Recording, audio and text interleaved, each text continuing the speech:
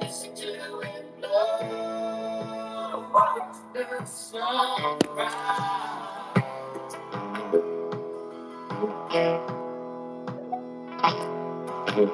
Run in the shadows, down in love, down your life. If you don't love me now, you will never love me again. And still you say it, never break the chain. If you don't love me now, you don't ever love me again. And still you say it, never break the chain, break the chain.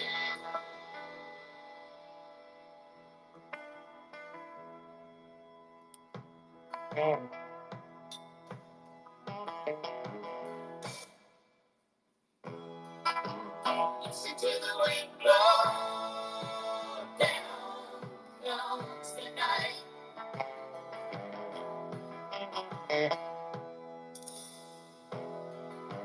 Run in the shadows, damn your love, damn your life.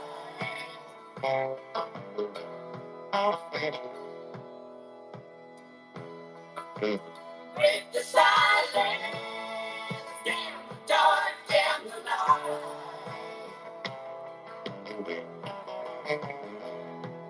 And if you don't love me now, you will never love me again. And still you say you will never break the chain. If you don't love me now, you'll never ever love me again. And still you say you will never break the chain. If you don't love me now, you'll never ever love me again. And still you say you will never break the chain.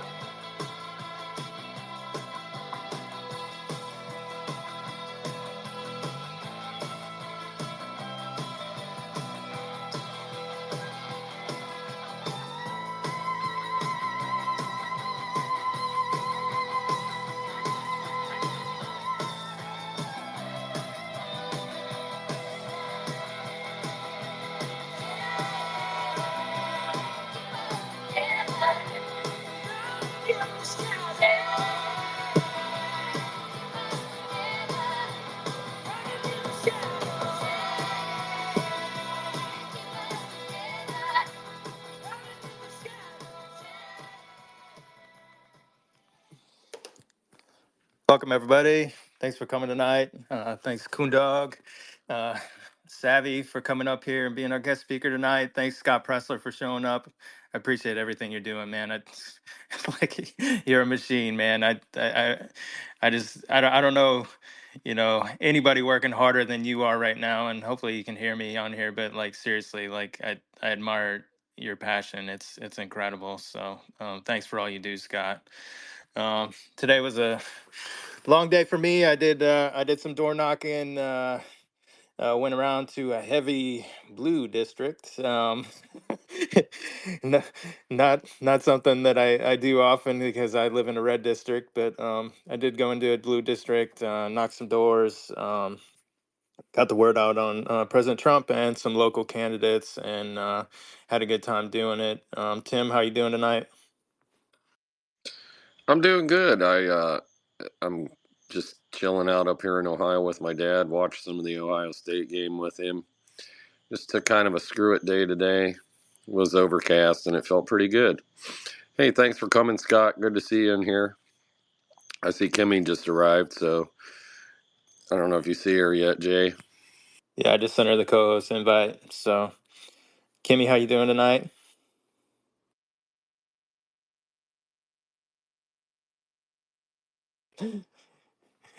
You can't talk. All right. Tonight, this, obviously we're talking about election stuff. We're in the final few weeks of the election. But I wanted to bring somebody up here who has been really working hard on getting President Trump elected and helping us, win this November. And I've met her a few times at Trump rallies, and I've seen her from afar. But she's one of the most dedicated people in the state of Georgia for getting President Trump elected. And so, for that, I have the utmost admiration for her because uh, of how crucial Georgia is. And then we also have Scott Pressler here for Pennsylvania, two of the most critical states, in my opinion, as far as winning this election. We get Georgia and Pennsylvania for President Trump, we're good to go in my, my book. And so I see these as the two most critical states, the two where, putting in a bunch of work and getting President Trump elected, getting America First candidates elected is going to pay big dividends for us in the future. And so that's why I brought up our first guest. And so I'd like to welcome Savvy. And she's one of the, well, I'll let her give us her title and then introduce herself. But welcome to the stage, Savvy. Thank you guys so much for having me. Yes, I am. And thank you to Kimmy. And I'm so sorry. I just followed you. So I don't, Coon something? I don't know. Hi. Nice to meet you. It's Coon Dog. Coon Dog. Nice to meet you. I'm Savvy. Nice, um, nice to meet you, Savvy. cool. Yeah, so I am one of President Trump's regional directors in Georgia. Battleground state. Yes. So I am in the Northeast region, which is all of Gwinnett County and a lot of like Northeast Georgia. And I will say this real quick before we get any further. I get data from other states, specifically battleground states within our campaign. And Georgia has been number one week after week after week after week, but very slowly. Here comes Pennsylvania. And I just start smiling. I'm like, it's my dude with the long, gorgeous flowing hair. They beat us this week and we had a hell of a amount of doors that were knocked over the past week. And now I will say Pennsylvania has 35 more staff than we do. So, with that being said, Pennsylvania did take over some numbers. It's incredible energy that I'm seeing.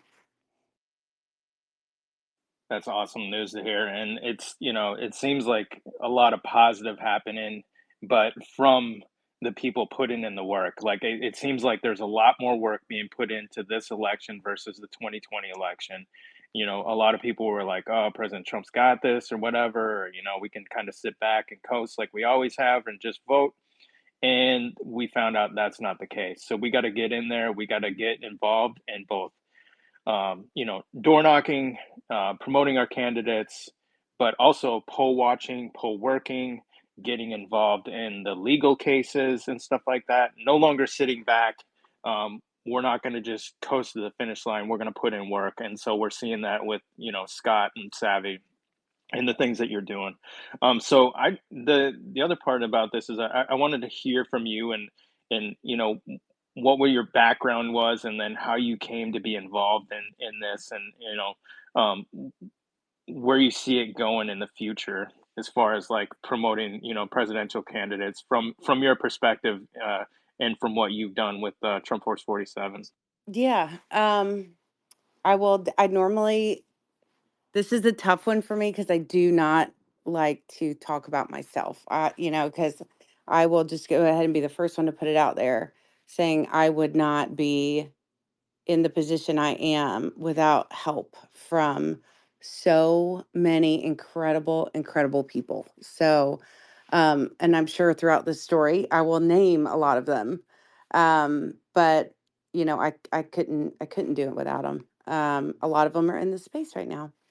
Yeah, so my background, oh my gosh, I live in Gwinnett County, born, raised, still live in Gwinnett County, have my daughter in Gwinnett County. This is my home. And um, I come from a long line of veterans. I'm of the John Adams bloodline. So that patriot sort of blood, I'm convinced, runs through your veins. Uh, for love of God and for love of country. My dad was in the military. All of the men in my family were veterans. So that's initially where I feel that my patriotism comes from. But I am a banker by trade. I was actually working. Let's go back in the time machine. It was October 2001. And for those that have heard this story, I apologize, but they asked me to say it, so I'm saying it. I was driving home from Regions Bank in Norcross, Georgia. It was after September 11th. And I heard Donald Trump on AM 750 at around 4:30. At that time, Sean Hannity had his radio show.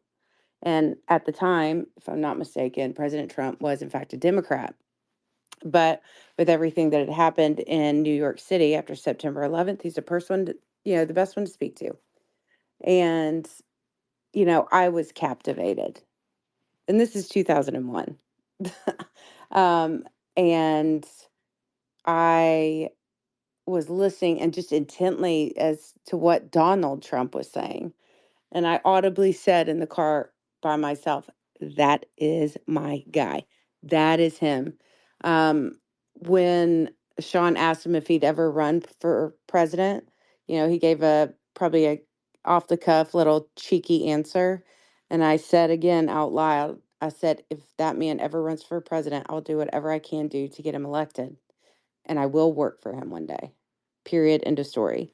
Um, and then I've always been active within my GOP. I've been a member of the Gwinnett GOP since I was able to vote. So that's a long time. Um, I was 18. I am not 18 anymore. But, and then of course I grew up in the households, you always had the news on. And I remember it was, um, we had just gone into war under the first Bush. It was on a Wednesday. I was in Wednesday night church service, right? And I saw war on TV and I was just devastated. I'm like, what is this for? It doesn't make sense. And so growing up, I had always had just a passion and I understand wholesale politics better than the average person. I see things in puzzle pieces that aren't yet put together, but I can see where they're going and I can see what angle this is and I can see what's happening. And that has always fascinated me. So fast forward to 20, well, the elevator, of course. And I've always been a poll monitor for the party. I'm a delegate for the state of Georgia. I'm very proud to wear that hat. Um, and I always felt like there was a duty for me to serve Georgians, not even necessarily Americans, but my home state. And so back in 2016, of course, when the boss came down, when he won and he won by a landslide, I was just over the moon. And then I started seeing certain things within the party that I wasn't necessarily a fan of. Um, then fast forward, and just taking notes. And at this same time, I was helping legislatures with prison reform, talking to former felons that have now gotten out and getting their experiences, and then doing roundtables and, relaying the data and the information back to legislatures to work on prison reform. Um, always very active in my community. And then 20, so 2020 came, COVID. And one thing I didn't like that I started seeing in around 2018 was American flags were disappearing from front doors. And I'm like, huh, okay. I don't like that. What's going on? Because anyone that truly knows me, my house is plastered with American flags. I will tear up. Oh gosh, anything. Well, Justin knows. I mean, he saw me this past weekend. Um, and I started noticing that. And then, of course, Summer of Love came, and then everyone's flags went away. And I was like, no, no, no, no, no, this isn't going to fly.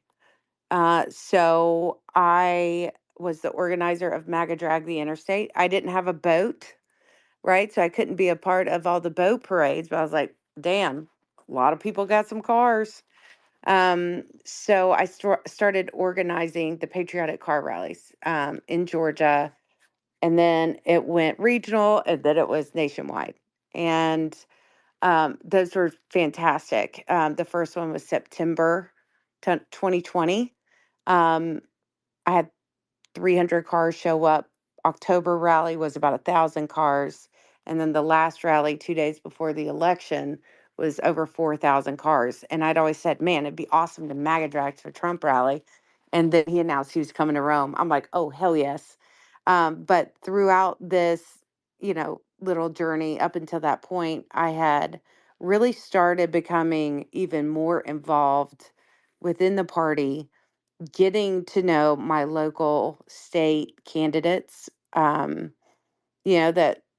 are under the gold dome every day, um, learning who the major players were, watching interactions, looking at legislation, looking at who passed legislation, looking at voting history, and just taking all of these notes. Um, yeah, and so then that's how I kind of got involved in more of a national kind of politicky way. Um, and then in 2022, I, did a lot of, campaigning for Herschel, um, and other candidates. Purdue was another one. Kelly Loeffler. We don't need to go there. But anywho, long story. I'm trying to make this a Cliff Notes version because this is actually a very, very long story.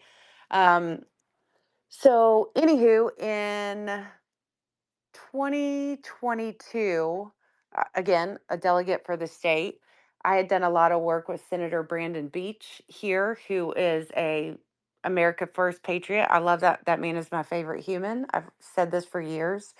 But he had been taking note of what I'd been doing with my grassroots activism.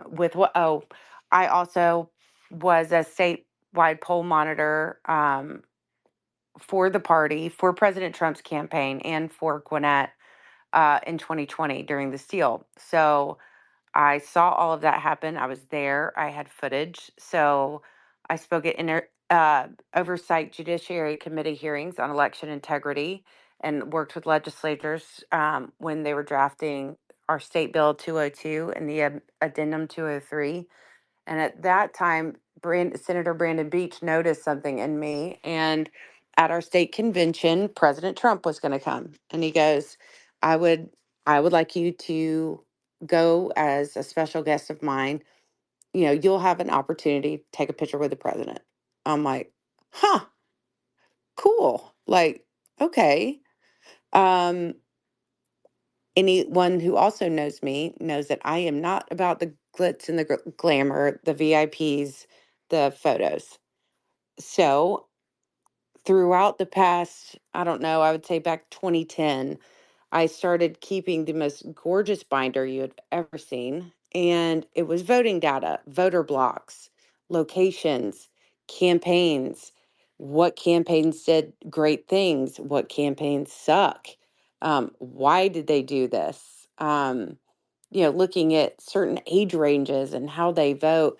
And this puzzle started all coming together between 2016, 2020, 2022, because that's when I started noticing certain trends. So I started putting all this data together in a beautiful binder spreadsheet situation outline. And I was like, you know what? I'm going to shoot my shot. I don't care about a picture.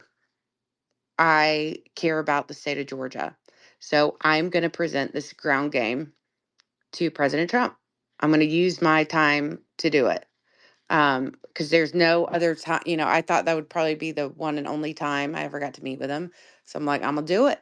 I'm gonna shoot my shot. And I brought my binder. I'm in the click line and I'm seeing, Mike Collins is there. And I was excited. I was like, he knows who I am now. Like, this is really cool. Trying to get rid of the nerves. I get up in line and it is almost my time to go. And the staffer, cute little blonde girl, comes up. I'm gonna need to take that. I'm like, take what? And she goes, I need to take your binder. You can't take that in. I'm like, but I need it. Um, this is very important and I have to get this to the president. She's like, well, sorry. Um, so she took it from me and then I immediately went into a panic mode situation. I'm like, what am I going to do? Like that was almost like a security blanket, right? So it's my time to go. She comes up and I am in full on anxiety panic mode. And she goes, okay, are you ready? No, I am not. No, I can't do this. I can't do this. I can't. I'm gonna blow it. And she goes, well, sorry, sweetie. She takes her little hand, puts it into the palm of my back, and gives me a shove into the room. And I was like, oh God. And I look up and there he was. And he was smiling at me. And so I'm like, holy shit, this is pretty dope. And he looks at me and I am just still stunned. I was mesmerized. I was like, I've made it, right? He looks at me and he goes, well, you are beautiful. And my first words to President Donald J. Trump was, you are too, sir. Like, really? And then, he started talking, just some pleasantries. And I was just fascinated. His teeth are so white. So I mumbled, my next set of words was, those aren't Crest white strips. And he looks at me and he kind of giggles. He goes, I'm sorry, what? I'm like, nothing, nothing, nothing. So I am bombing this audition. If I was on The Apprentice, I would have been fired.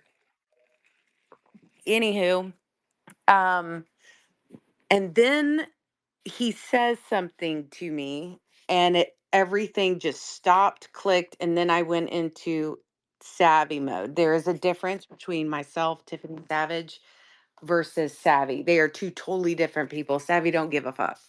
Um, and he looked at me, goes, I hear our numbers look good. This is in 2022.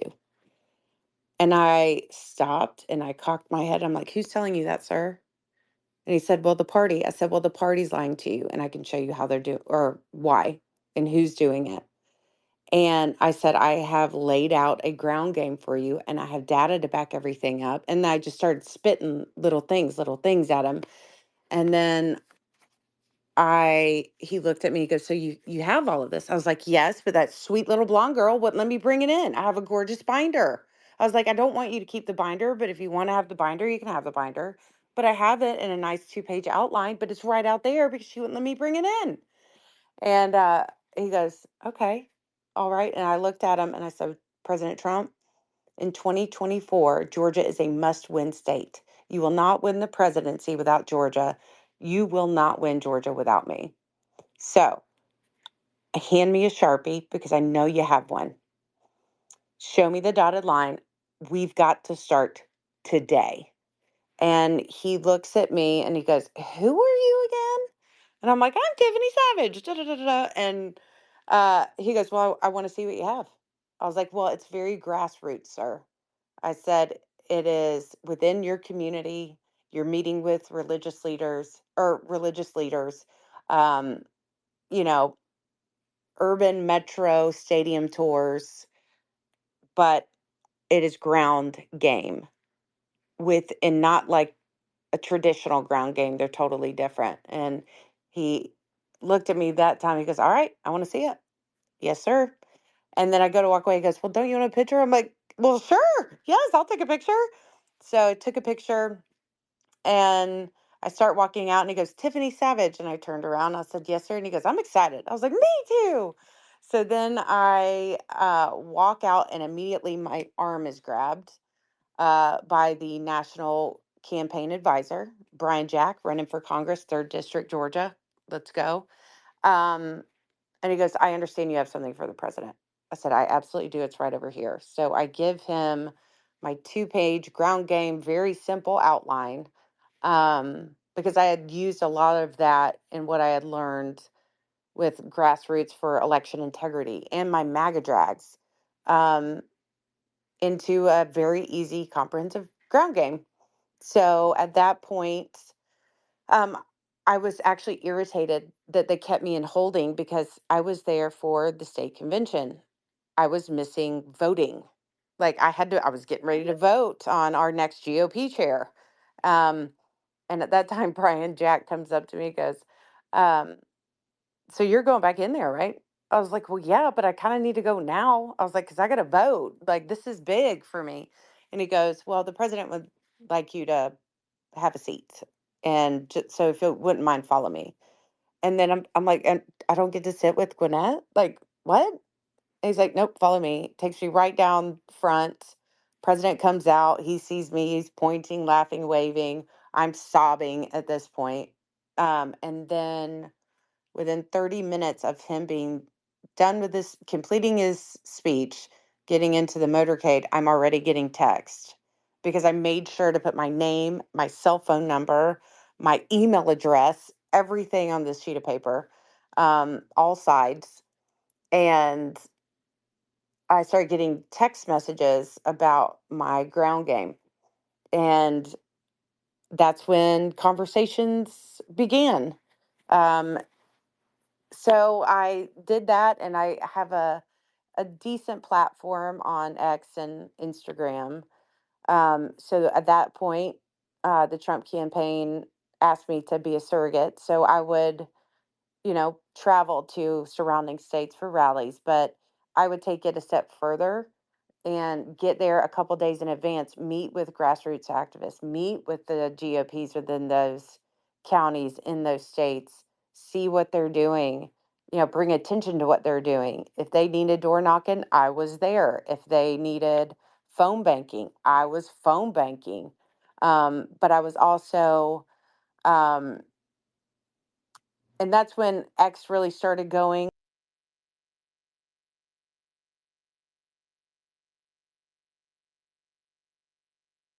Can y'all still hear me? You Or you did I cut lose my connection? you cut out a little bit. You said when X starts going. That's Anybody? yeah. Can you hear me?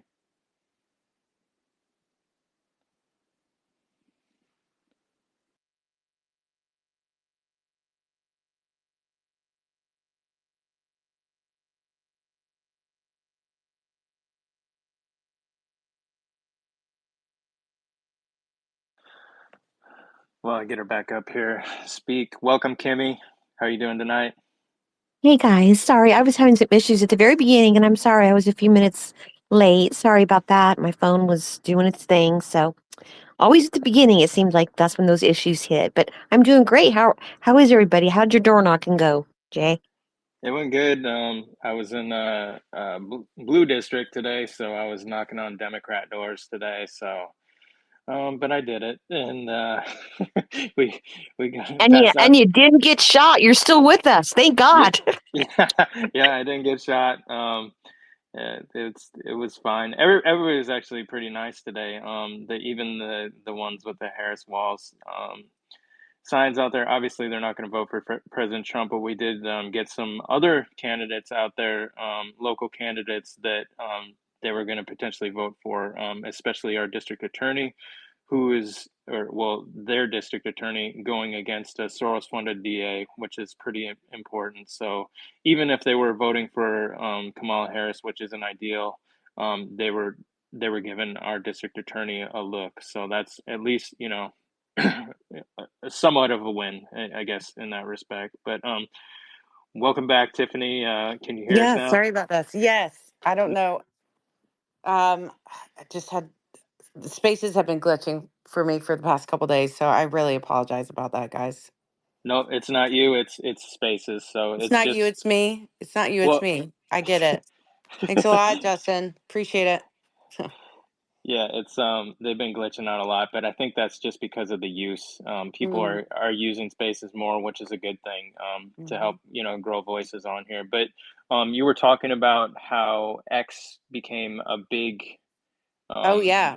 So X. it was about 2 years ago.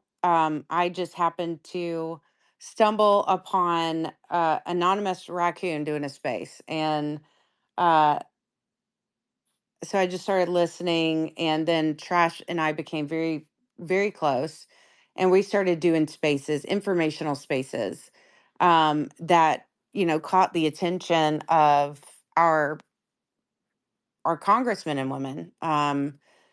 Then they would ask us to open spaces like during speaker votes, so they could speak to their constituents and hear from them. Um, and that solidified a lot of relationships. That helped build a lot of relationships within um, freedom fighters in Washington. And then when it came time for the campaign to come online in Georgia, I got the call. I was the first one hired for the field staff in Georgia. And I got here on my merit, on my plans, and we are implementing my ground game in the 7 battlegrounds. So, and it seems to be doing pretty well. So that is a suit. I know that was long, but believe it or not, that is a very Cliff Notes version of how I got to where I am right now. Yeah, and then so I'm sure you're quite familiar with the changes to like the election rules as far as like in Georgia, some of the changes that they made. Um, the like the now we got the three people will count every ballot as they come out of the counter and verify that it was correct against the number that went into the machine. Are you familiar with that one? Yes, and it actually goes further than that. Once they get those ballots out, someone has to physically almost climb in and look up to make sure that there are no other ballots that are caught. That happened a lot in 2022. You'd have, I don't know, some sort of primary or a special election, and they're pulling out ballots from the presidential race in 2020 and counting them. So, um, that is another part of that a lot of people don't know. And we have passed Sally's rules. So in Georgia, when you start counting, you cannot stop until you are done. It doesn't matter if there's a water main break or a power outage or battery failure or whatever the case may be. You must continue counting until counting is complete. So you're feeling pretty good about those new additions to the rules and help them.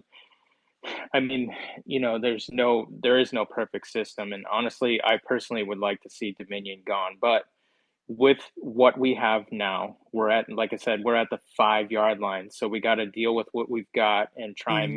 make it work with what we got. Do you feel more confident now with some of these rules that we have in place?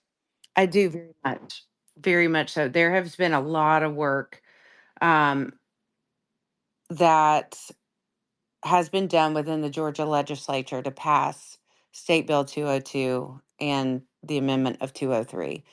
They're still hearing cases. I mean, literally, there have been, they're trying to hurry. some cases even so they are done before Tuesday. Now, I don't know if that's going to happen or not, probably not, but there has been a lot done. There, Garland Favorito has done an incredible amount of work with Voter GA. Um, then you have Catherine Engelbrecht and her group with True the Vote. They have brought so much information to Georgia, and it hasn't gone unnoticed. There have been some significant changes to our voter laws since 2020. That's good to hear, especially from somebody in your position in the know and stuff like that. And because there's a lot of uncertainty, especially at the voter level. Like, are we going to see a repeat of what happened before? And are these rules going to make a difference? And a lot of people, a lot of people are not confident in that, but they need to hear it from somebody like you, who's up at that level, that understands the ins and the outs of the things. And like I said, there is no perfect system. There is never going to be a perfect system, but we try and get as much election integrity as we can while we can. And so Georgia's a red state. I don't care what anybody says. I don't know.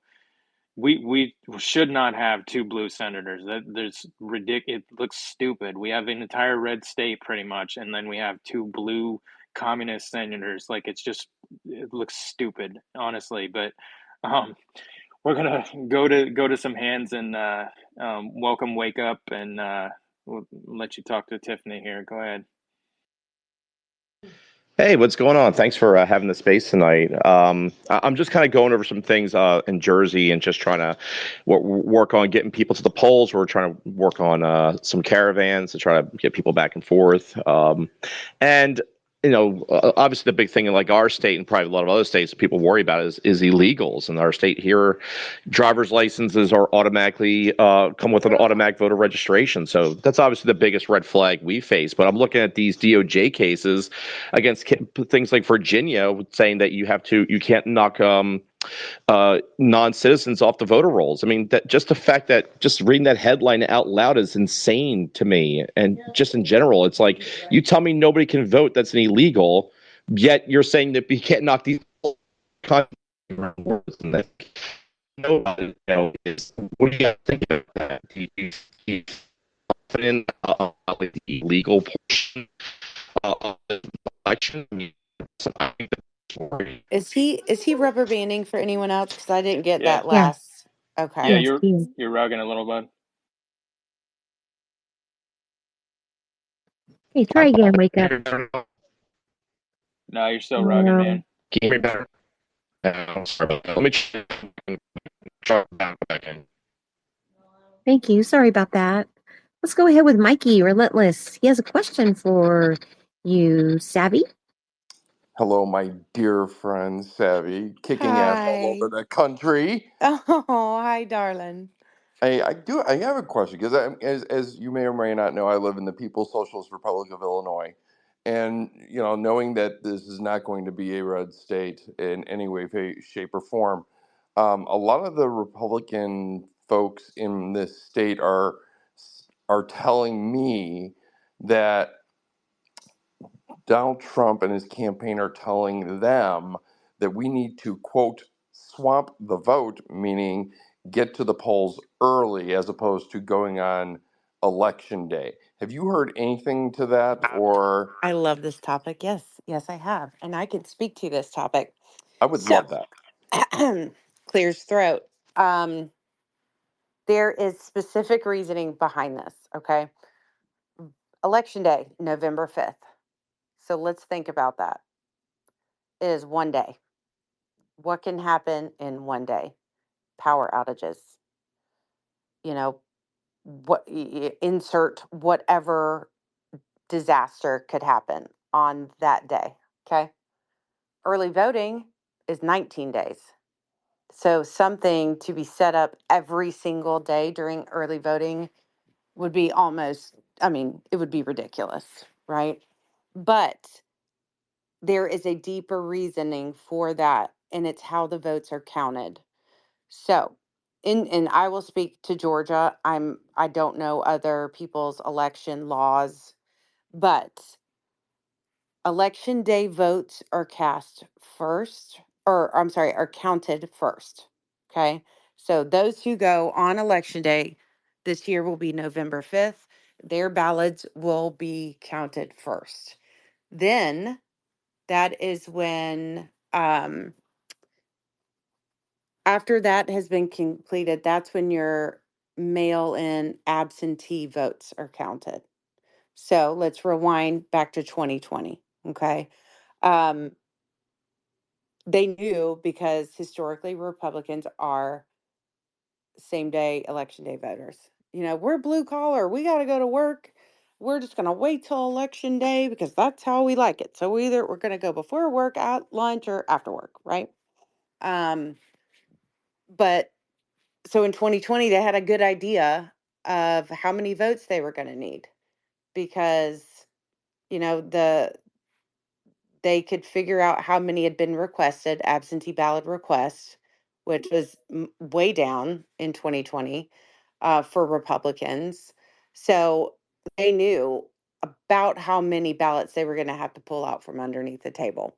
So this way, if you vote by mail or if you vote early, which is also considered absentee ballot, um, that won't get counted until after election day votes are counted. So your early voting, when at each day those are securely locked up within their bins and they are housed at an election warehouse. And you know, when you take them to the tabulation center, they're again, they'll count the same day election day votes and then mail and absentee ballot. So they won't have a number to just be able to pull it out of their ass, so to speak.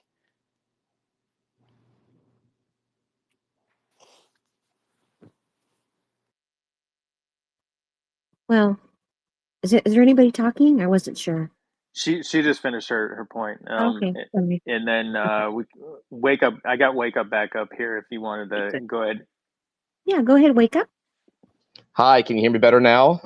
Oh, much Yeah. Yes. better. Thank Oh my you. God, that's my cell phone was losing reception. I apologize for that.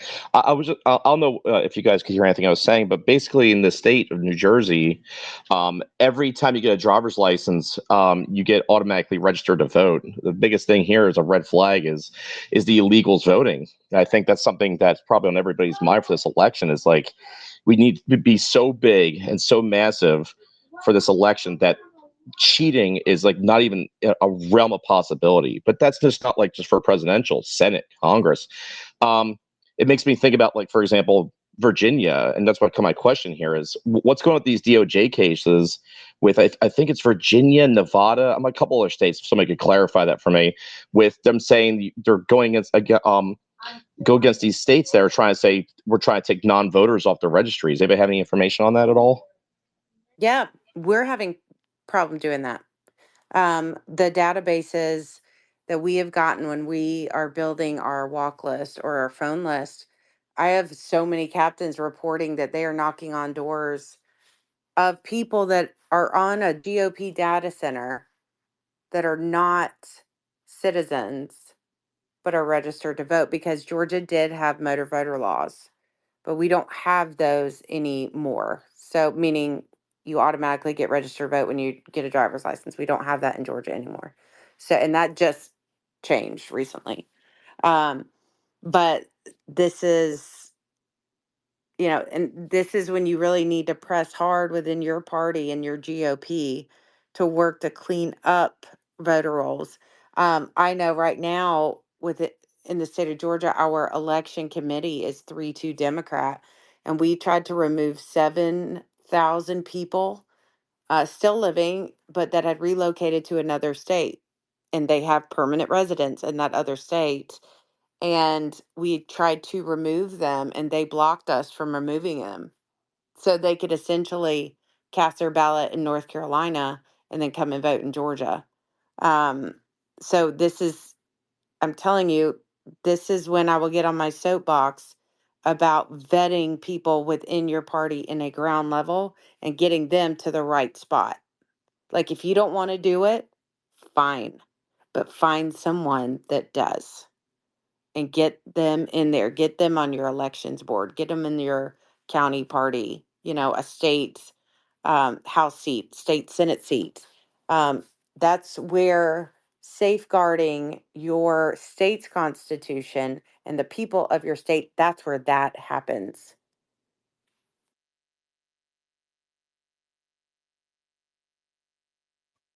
And thank you so much. Let's go ahead and go with insurrection. Go ahead, hun. How are you? Thanks for joining us, by the Good. way. Thanks for having me. I'm good. How are you guys? Good. I just wanted to add something about the um, illegals voting and the lawsuits from the DOJ. The problem I think we're going to have with these lawsuits from the DOJ is that there's like something called the National Voter Registration Act, and they have a quiet period provision. So you're really not supposed to clean up the voter rolls within 90 days. And I think I'm not sure how that's going to conflict with the Virginia law that is being used to clean up the voter rolls. But my question is, why weren't these governors cleaning up the voter rolls earlier? Like, we all knew that 13 million illegals came into this country for the past 4 years, like steady flow. Why are we doing this last second?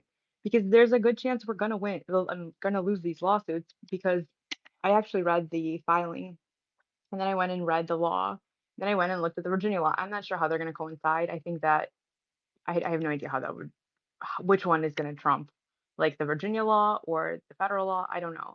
Because I know that elections are the purview of the state, but at the same time, there's a lot of federal election laws. I don't know how that's going to work, but I don't know why we had to wait till the last possible minute because technically, we all know why the DOJ is filing this lawsuit. We all know it's nefarious, and we all know they want illegals to vote.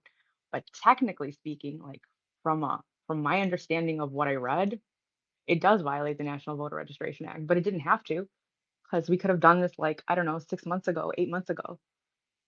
So or at least out before the 90 days provision. Even if you want to wait, I understand waiting till the last possible minute because you can clean up a higher percentage of people on the voter rolls that are shouldn't be there, but we didn't have to wait until after the 90 days. That's all I was going to say on that. It doesn't look good in my opinion, but I could be wrong.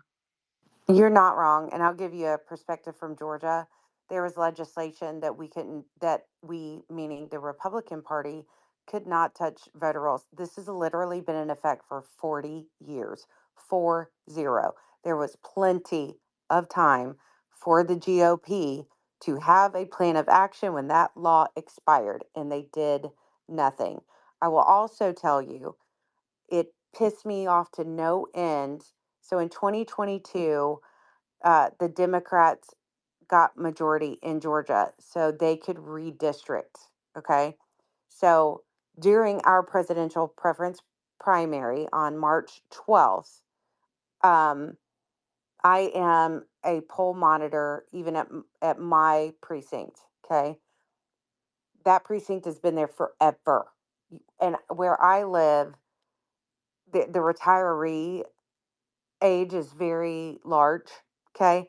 So I have people as old as Methuselah that have been voting at the same precinct for Lord knows how many years. Okay. The Democrat Party did not send out um, any sort of guidance to anyone that had, or, that someone's precinct would have changed. Okay. That irritated me. 70% of the voters that came into my precinct to vote on election day were now at the wrong precinct. Now, this is where I get pissed because the GOP knew this too. They did nothing. I went into my GOP office raising holy hell because I'm like, you've got every voter's information within the county. Why didn't you send them something? Why didn't you send them a mailer? Why didn't you email them? Why didn't you text them? Because a lot of the retirees, they don't, they're not going to scan a QR code to take you to, you know, Georgia Secretary of State website. They don't want to go online to try to figure out where to find their precinct. They want that piece of paper in the mail, and neither party did anything. And that just sent me because I mean, and again, this is where I will say this is when you get involved in your freaking party. You vote out the rhinos, even in your county party and up. You vet America First people, get them in there in those positions. It doesn't happen overnight, but that's how you're going to be able to change certain things moving forward. But yes, I completely I get I agree with you.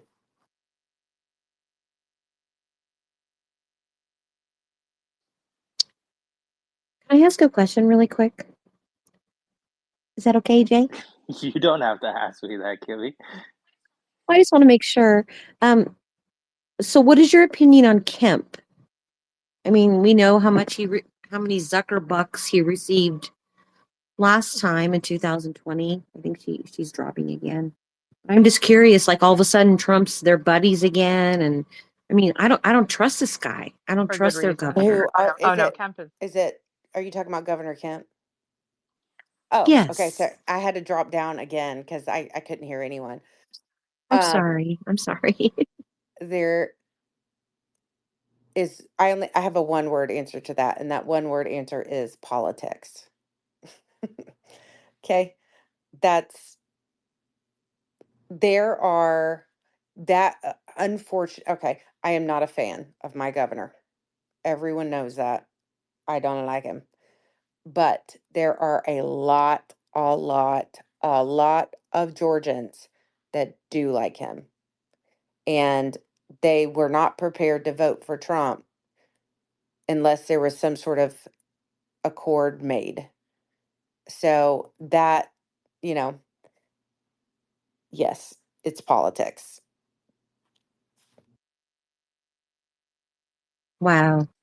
So they apparently aren't aware of all the corruption that he did in Oh, very 2020, much aware. correct? With Mark Zuckerberg and all. Very much Even the aware. However, what people are aware of it and they were still not going to vote for yes, Trump. because Who are they going to vote for? Kamala or just not no, vote? because Kemp was going on the DeSantis train. He had already been in discussions with DeSantis Yes, that's right. to bring his office here because he was going to be his VP pick. Um, yeah, and so that unity, for Georgians, for a large number of Georgians, had to happen. Yeah, I mean, here's my take on it too. I'll because I live in Georgia, and my perspective, and a lot of conservatives do not like Governor Kemp, and they agree with the things that President Trump is saying because he's 100% right. The problem is we at the end of the day we need Governor Kemp to do his job. Honestly, we need him. We need him to do his job, and so the fighting and stuff like that, yeah, it's probably warranted, and he deserves to be called out on some of these things, but it doesn't get anything done for us. It doesn't move us forward. At the end of the day, we need him to do his job, like him or hate him. And it would be the same thing if we had a Democrat governor. We need them to do their job, even if you don't like them. He's in the seat right now, and there's nothing else we can do about that. So we just need him to do his job. Go ahead, Barbie.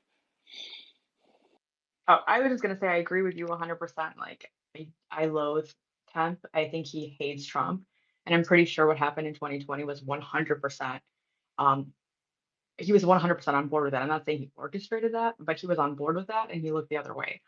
Um, but you're right. The fighting, we all need to get on the same team. I just want to make sure people remember, like when this is all said and done, like who your enemies are and who they're going to continue to be. You know what I'm saying? Like we can all get along, we can all elect Trump, and if they all want to fall in line behind America First agenda and all of the things that Trump offers, great. I'm all for it. I think we can all sing kumbaya. But if they think they're going to fall in line temporarily and then continue to run the show, that's what, once this election is over, I think is a bad idea. That's how we got derailed last term, you know? Oh, you're absolutely correct. And like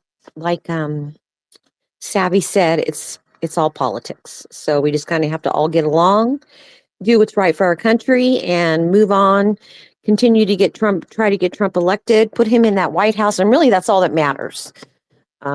Seriously, that's all that matters right now. I'm glad they're buddies, actually, for now. Unity is on the ballot. Most definitely. Not joy, right? But Yes, unity. not joy. No, no, no. Unity.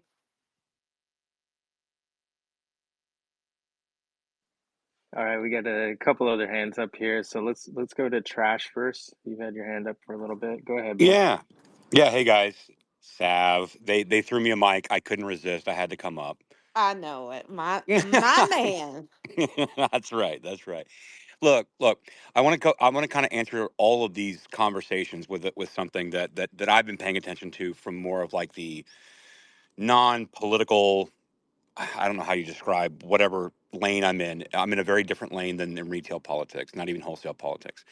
Um, you asked a question, Insurrection Barb. You said, why would all these governors take so long?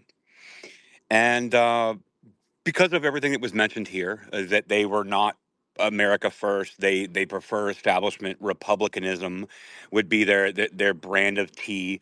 And we know how like the political mafia operates in Georgia. We know how they operate in Kentucky with Mitch McConnell. We know how they operate in Arizona here where I'm at in Maricopa County with the ex McCain people, the non man titties Bill Gates guy who created a pact with Democrats here to defeat Kerry Lake. Like, we understand how all this works, and we understand how they rigged the system of voting here in Arizona, in Maricopa County, because these were the establishment squished Republicans that weren't really Republicans. They were just part of the establishment machine.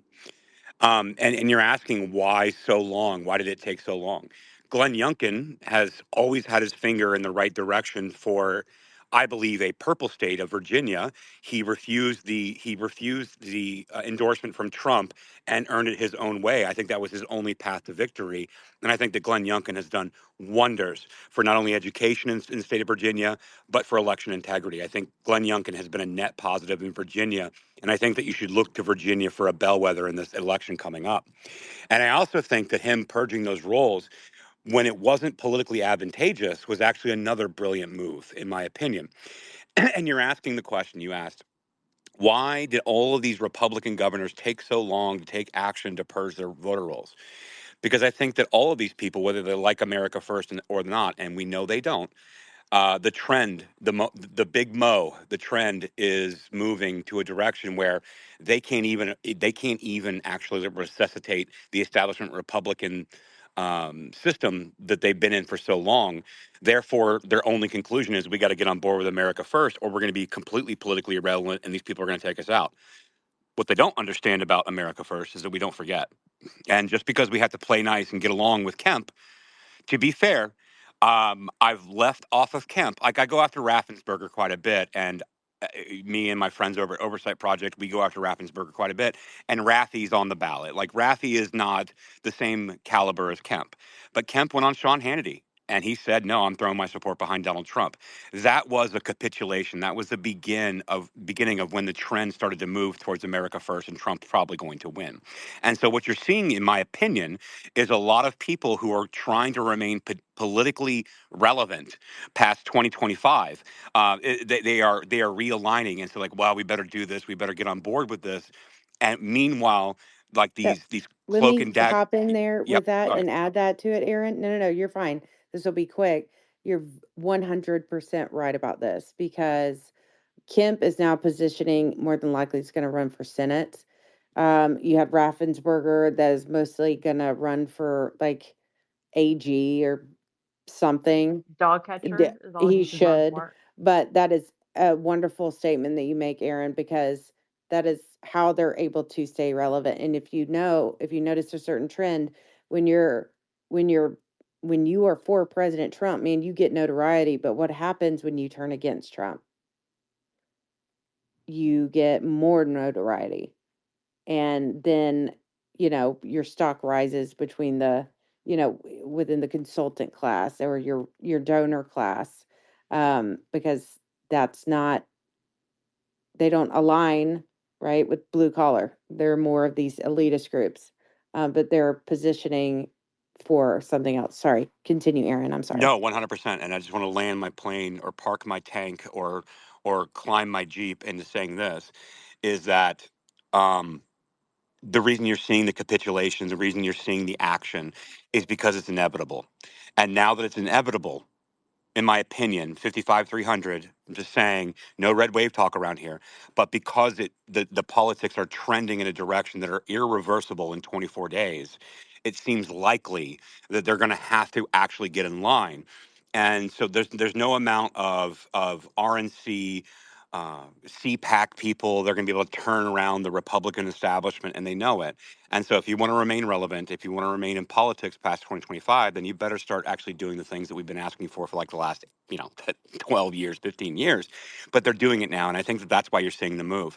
Is it going to be a perfect defortification?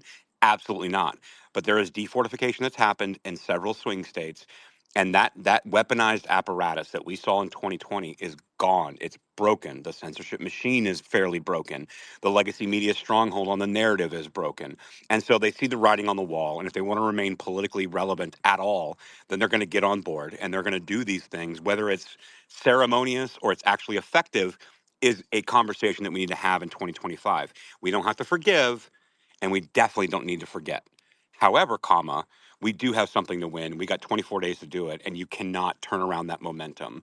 And so I think that's what you're seeing. I think you're seeing a realigning of people wanting to remain politically relevant moving into it. And ultimately, I'll land on this. I think that the establishment Republican machine is broken.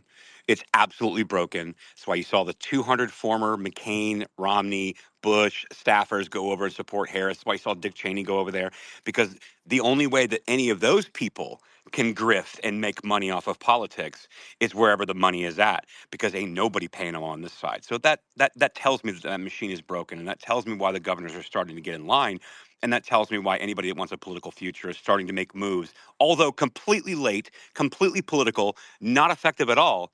That in my opinion, to answer your question, Insurrection Barbie, I think that's the answer. I ultimately, like, conclusively. I love what you guys do, Oversight Project. I always follow that. I just wanted to say that. And I will also like to tell you, Insurrection Barbie, the campaign is a very big fan of yours. So there's that. They do. They share a lot of her content. That's how I know who she is.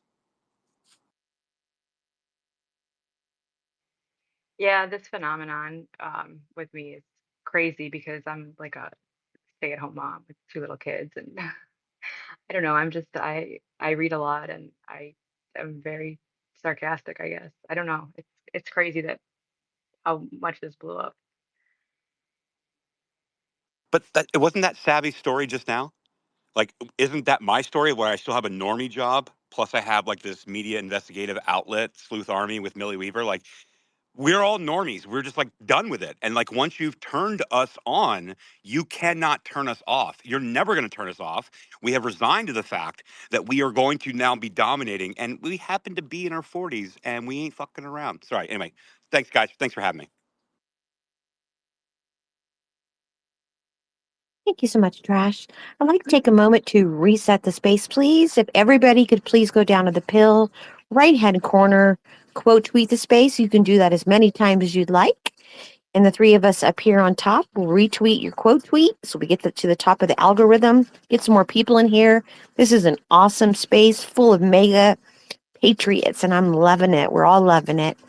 Also, if anybody would like a mic, please let us know. Retweet, quote tweet the space. That would be much appreciated. Thank you so much. Okay, we need to go to some more hands. Let's go to Good. Good, go ahead. Hey, how you doing? Good logic. Yeah, I want to follow up on what Trash was just saying here because I think a lot of people who are America First don't really understand the mentality of the Uniparty and neocons and the traditional Republicans, and we need to understand them and remember them going forward. And I agree certainly 100% that right now, or the next several weeks until we get past Election Day, being about unity is essential. We should never ever forget the mindset of the Uniparty, and where are they coming from? They are of the perspective, like an old school Republican from the 80s, that they assume that America is good and they're very strong into the institutions of America, that our military is always being used for the good of humanity, not just America, it's the good of America and the good of humanity, that our school systems are good, that our health systems are good, that our FBI is good, that the DOJ is good, and that there's essentially being run by goodness. That is their mindset. And that was the mindset the Republicans had in the 80s, that every war we're getting involved in, we're on the side of righteousness and God, and anyone who's standing against us is evil. And what happened over the last 15 years or so is, and certainly since Trump has risen to power, and American First has become this prominent thing that he made it into, is there's been this growing recognition by populists who recognize that, hey, there is a lot of friggin' corruption. There is a lot that these institutions are flawed, and what they do is they try hiding their flaws and they try masking it and pretending that everything is fine. And there's so much corruption by names that we don't know. We know the names like Brian Kemp. You see the names like Chris Wray. You see the names Bill Barr. You see the names of these Brian Kemp's the faces that we all see the neocon, and we see them, and we're asking questions like, where the hell are you coming from, Amy Coney Barrett and Chief Justice Roberts and Kavanaugh, who are classic institutionalists. They're not at all America first. And where their perspective is that they basically come from an attitude of like, America is essentially always good in everything that it's doing, and they ignore all the corruption and pretend that that's the outlier, rather than recognizing that so much of that corruption has overtaken our institutions, where so much of our institutions now need to be rooted out of this rot and this corruption. So, and then they also have to be political animals, which is why we saw that when 2020 elections started looking bad for Trump, that, in mid-November, all of a sudden, these uniparty people were the first people to jump ship, because the first thing they look out for is their own political lives. They don't give a damn about anything beyond ultimately their own power and their own individual strength. So they, like rats jumping ship, they jumped off. Now they see Trump is rising up and that his power has basically been, and we should never forget that the reason that he rose up, because he was pretty much forgotten entity back in 2021, early 2022. It was these political lawfare where they went after him, tried bankrupting him, tried taking him off the ballot, tried throwing him in jail with four different indictments. That's what made Americans start realizing, what the hell is going on in this country? There's so much corruption where they're out to just destroy this individual. And that's why he became the de facto choice. That is, he didn't have to run in the primary. He didn't have to debate in primaries. All the rest of these uniparty people, to hell with them. No one cares about them, because we see that this is the guy who they're literally going to just throw out the Constitution and rip it up into shreds to try and tear him down. And that's what caused him to rise up and become the lightning rod, where Americans are like, no, this is wrong. And it's a beautiful thing that we're seeing here. And yes, we do need to sort of draw in the people who are not alert to America first, the people who are still coming around and starting to first recognize the corruption that's in our institutions. And they still have their support for Brian Kemp. They still support the Raffenspergers of the world, because they don't yet recognize it. Maybe they're older or whatever it is, or they're just their old school mentality, and they don't really understand that the corruption has been exposed. And the corruption, I mean, I can go on and on about how the corruption is exposed. I just feel like I'm dominating the space already.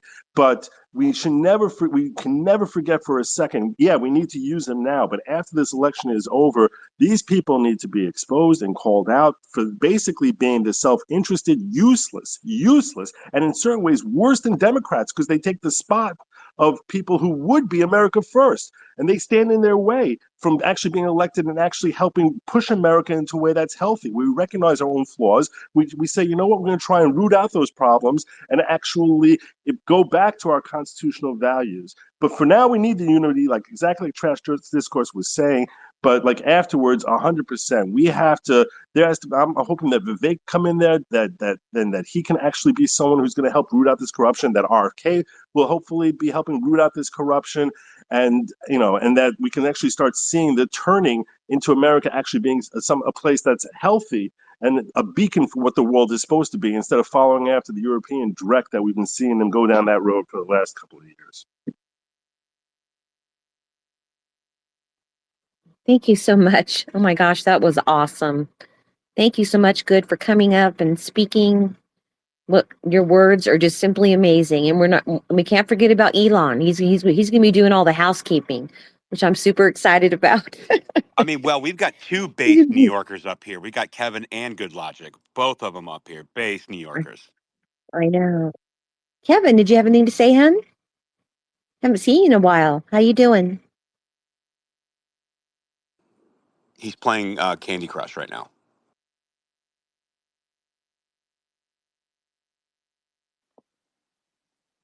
Okay, we'll go back to him in a bit. Let's go ahead and go to Sean, then Doug.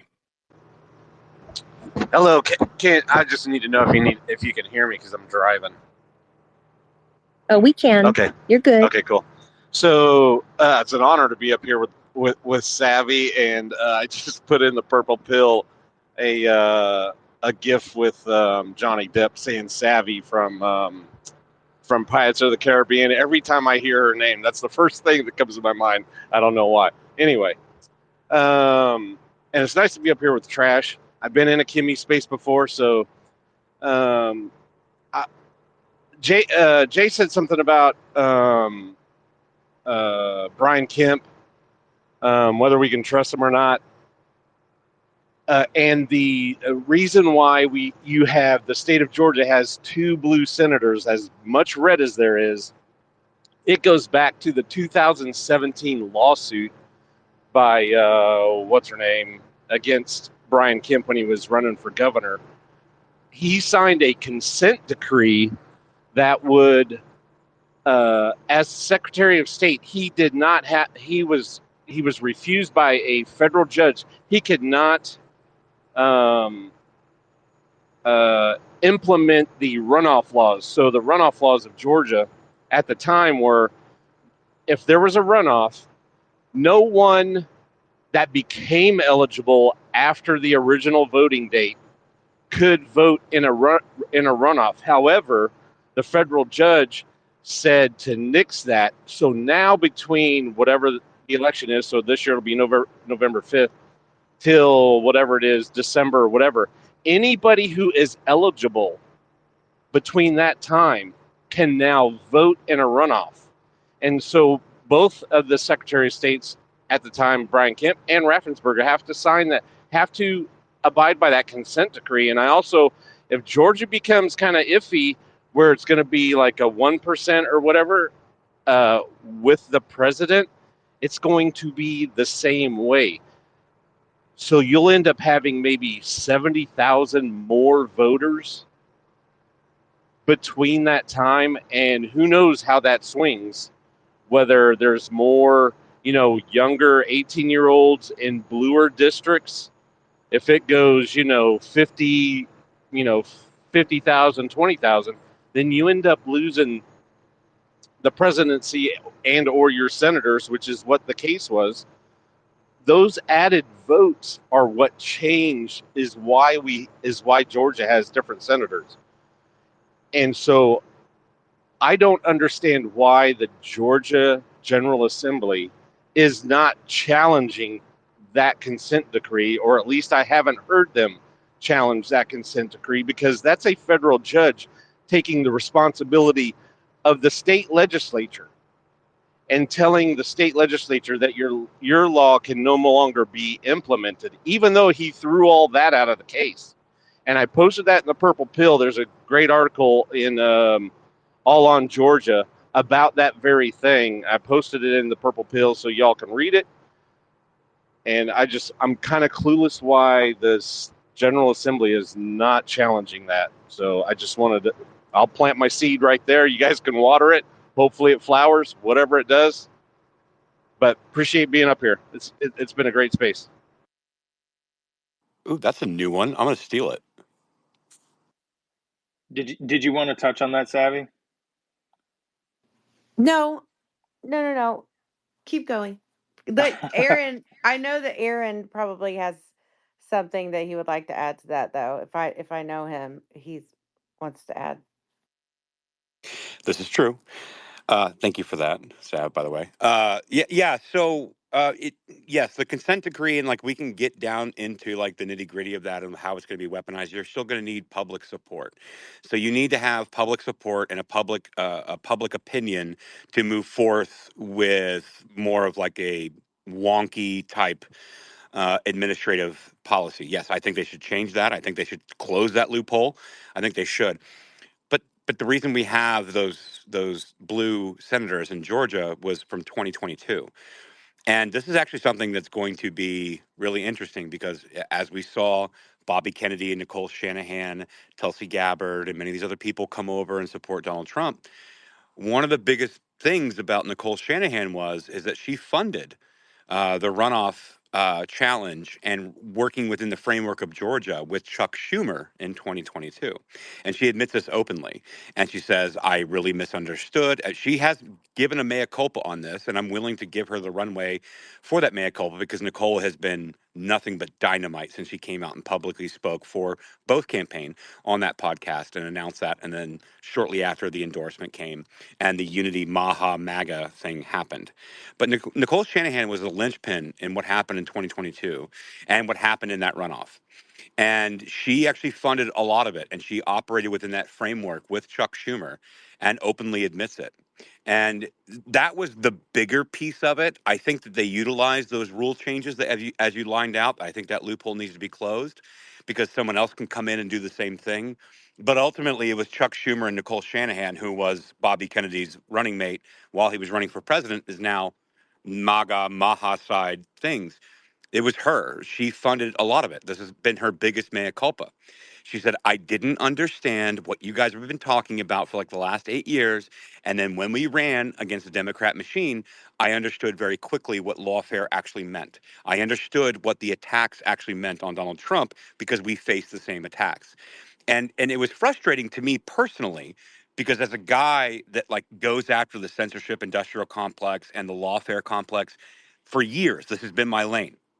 It was frustrating to me because I was like, yo, Nicole, like, why you been fighting me when we've been on the same team for years? Like, you understand that Media Matters was created not to come after Donald Trump under David Brock. It was to come after Bobby because of his anti-vaccine stance back in 2003. Like, we've been on the same team this entire time. Like, where have you been? And like, why did you fight us? And why did you exploit that loophole that last speaker pointed out? It's glitching, so I couldn't see who was speaking. But that's what she did with Chuck Schumer, and she funded it on her based on the money that she earned from her divorce from the Google executive that helped start Google, and her Silicon Valley ties and everything that she did in those camps. It was Nicole Shanahan mostly that is responsible with Chuck Schumer. That is responsible for those blue senators in Georgia exploiting that loophole that last speaker had pointed out. That's my take on it, Sav. You're right. You're over target with that one, Aaron.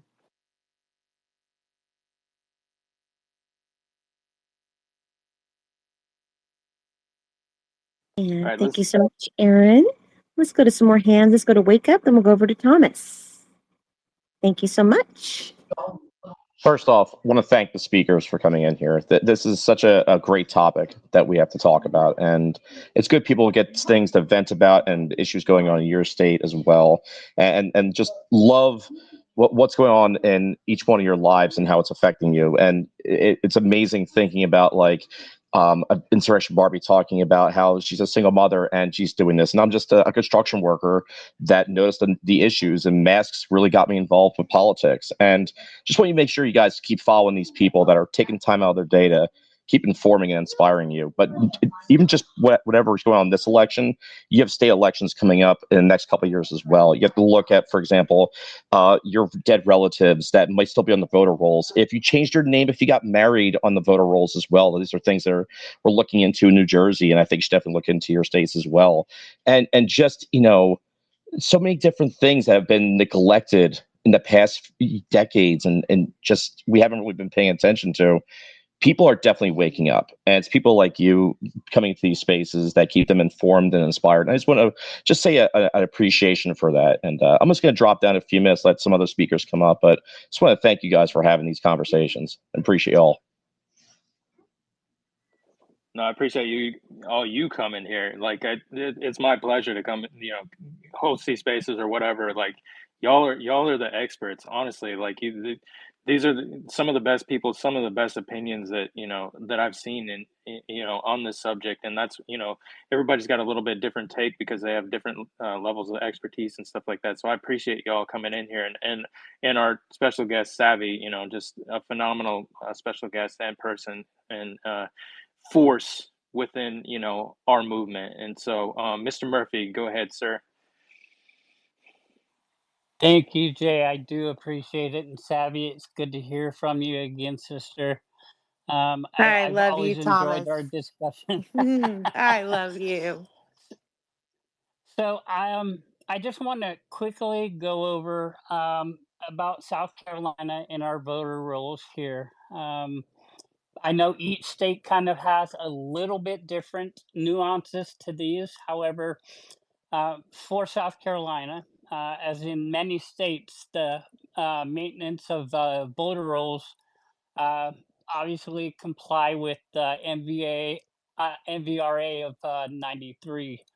According to the MVRA, our state here in South Carolina cannot conduct systemic removals of voters from the rolls within obviously the stated 90 days prior to the federal election, ultimately meaning that large scale purges to update those voter rolls cannot happen. However, there is an exception to this. The rule does not prevent states from removing individuals who have either died or been convicted of a disqualifying crime, as these are not considered systemic removals. So when we look at individuals that come into our state of South Carolina, if they come into our country illegally and they try to get on our voter rolls, they are not permitted, even if by chance they do slip by and are put on our voter rolls because of their coming into our country illegally. Our state has the opportunity to take these people out of these voter rolls. However, for me, it's a big thing because my election is coming up in 2026. After the presidential election is really when our elections kick into full gear for the 2026 election for the US Senate. So it's something that my party is hitting the ground hard on to try to clean up these voter rolls for that purpose. And the real weird thing about South Carolina is there is no paper ballot voting. Everything has to be done on the voting machine, which that's something that I think we can do as a state, bring it up through our legislation to try to see about getting that changed in itself. So there's a couple people in our legislature that I've already started having conversations with that hopefully, I'm keeping my fingers crossed here, we can change that law because most of us here know the downsides of what voting machines and what happens on those. So we're going to try to push, at least here in South Carolina, to try to sway away from just being a voting machine state. So, Savvy, I think a lot of the things that Georgia and South Carolina have in place are kind of mirrored. And I think that, and this is going to pain me to say this man's name, I think that was one of the reasons why President Trump sent Lindsey Graham, I'm sorry, down to Georgia to try to work down in the state because he had the same understanding of the Georgia laws as what we have up here in South Carolina. Yeah, So you're right. that's just my two. That's just my 2 cents. Jay and everybody that's in here, thank you very much.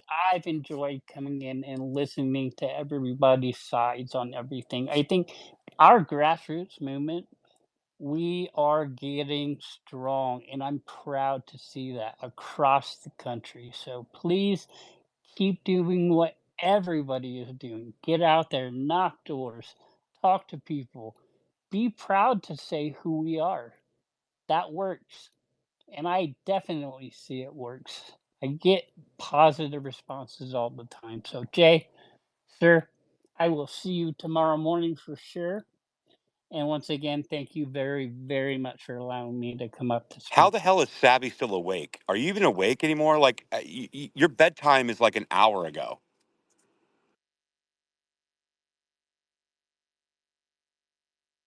She might not be, honestly. Yeah, I think she's sleeping, bro. I think you called her out.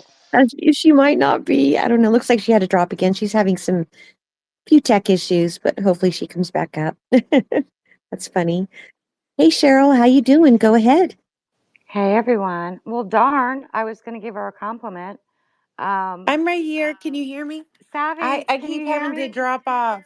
How the Hi, hell are you still Hi, awake? How are honey. you still awake? Trash, let me talk for a Oh, minute, Pumpkin. No, I love you, Trash. Look at all my Whoa, favorite people here. whoa, whoa. Trash. You guys, Trash and I go way back. We were on Spaces before they were really Spaces. Savvy, you know what? I wish we had you in every single state. You have just been amazing, and to watch um, everything that you've done from since I've met you here on Spaces. Ugh, I just want to say you are amazing. Trash, you are too. You know I love you. I just see so many people here that are. I can't, like, I have no words. Just people that are so in this to spread truth and to do whatever they can, however they feel more comfortable. And that is so vital.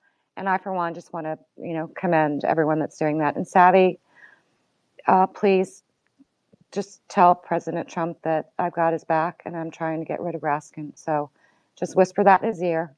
Um, anyway, I just wanted to say thank you to Savvy and to everyone that's doing anything they can to help us here. And remember, yes, there is voter fraud at the polls, but there's plenty of election interference that we're seeing all around us every single day.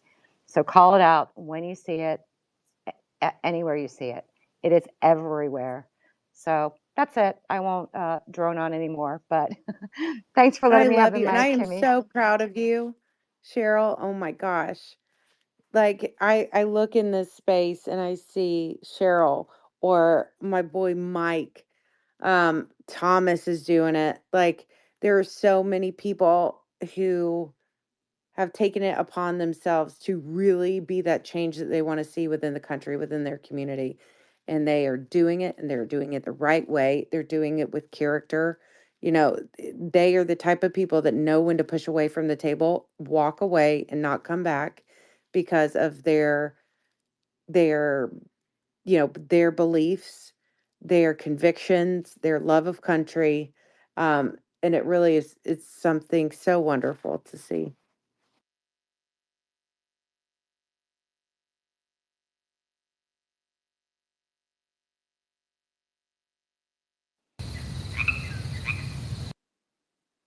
Oh, is there crickets? That's funny.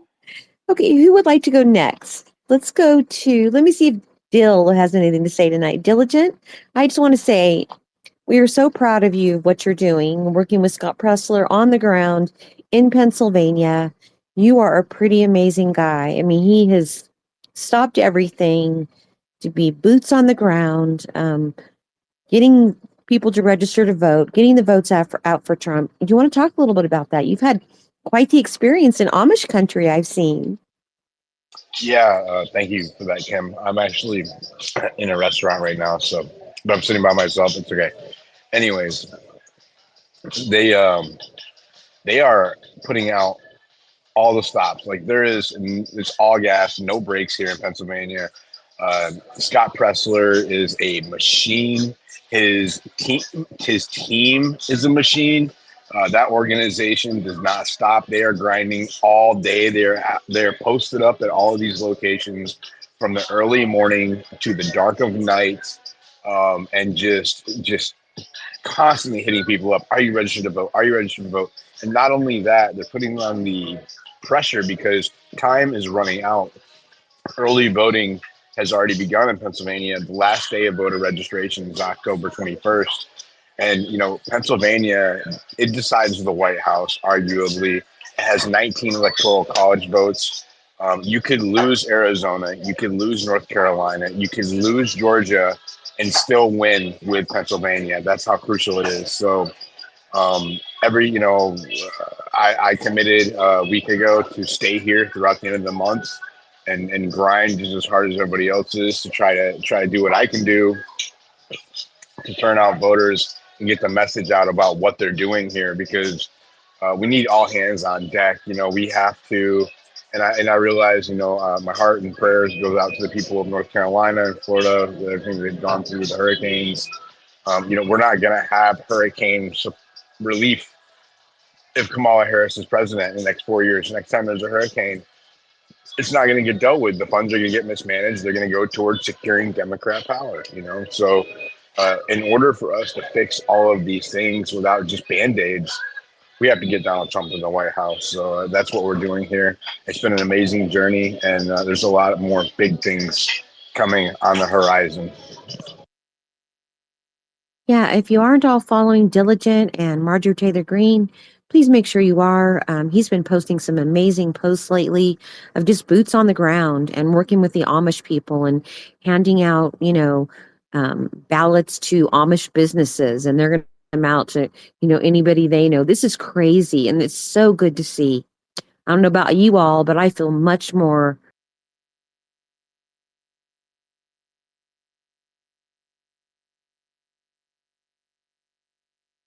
I just want to thank you, Dill. You're simply amazing what you're doing, and thank you for everybody, including, of course, Patriot Savvy and Love Insurrection Barbie. Patriot Savvy. She's awesome. Yeah, and just everybody in here. I mean, everybody is So working are so you, hard Diligent. I'm so proud of silently. you, Diligent, man. I you've done great work. I'm really, really proud of you. Thank you.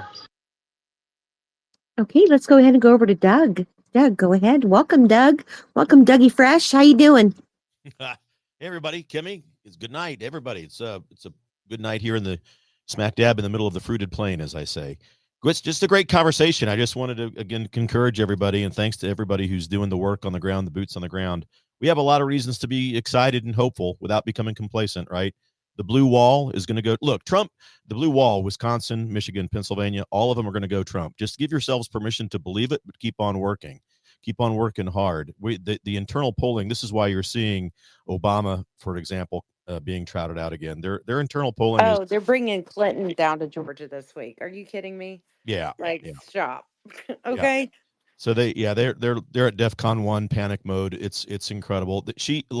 Kamala Harris has never been leading this race. Never. The polls that you see being manufactured and put out are, we can talk about response bias if you want to get technical, but it's manufactured. Every bit of enthusiasm that you've seen, I've said this before, I try to build people up. We try to not to become complacent. A lot of work. Trump is leading in every swing state except Nevada. Every single one of them. We got to keep the momentum. We got to keep the work. The big difference, of course, is between now and 2020 is that multiple millions of people are awake. And I've heard several people comment on the people waking up. And that's it. The great reawakening that I started talking about back in 2020 when I started the show is happening. We're seeing evidence of it now. And we've a lot more people to wake up. But look, Robert F. Kennedy Jr., Elon Musk, Tulsi Gabbard, 20 million votes right there from people who are really meaningfully involved in the process going, wow, you know what? If I'm going to do it. So they can, again, parade Bruce Springsteen or Taylor Swift or whoever they want to put out, whoever they put out. Those celebrities bring a net zero gain of new voters. Nobody on the fence is going, oh, well, Taylor Swift is there. I'm going to vote. I'm going to go vote for Harris. Nobody does that. I mean, they might have already been voting for her because they like Taylor, but there's no new gain if you follow me. So just remember that. Trump is absolutely killing it. The swing states are his to lose at this point. The Electoral College path is much simpler for him than it is for Kamala. And we have a lot of, I think, with regards to the things that they're doing, the commercials we've seen lately, especially their homage to the American wussified man that we saw the other day with all of the men saying whatever they were saying. That's Did it. anyone else think that was like a troll, either from my campaign or from Babylon B? Because I swear Well, to God, I Sav, did. I said that. Yeah. I said, was this somebody inside Trump campaign, like deep inside, that put this out? And I said, I tell you what, I'm actually going to relabel it and put a Babylon Bee logo on the video, Yes. and it'll make more sense. Because I literally was watching it and I'm like, yay.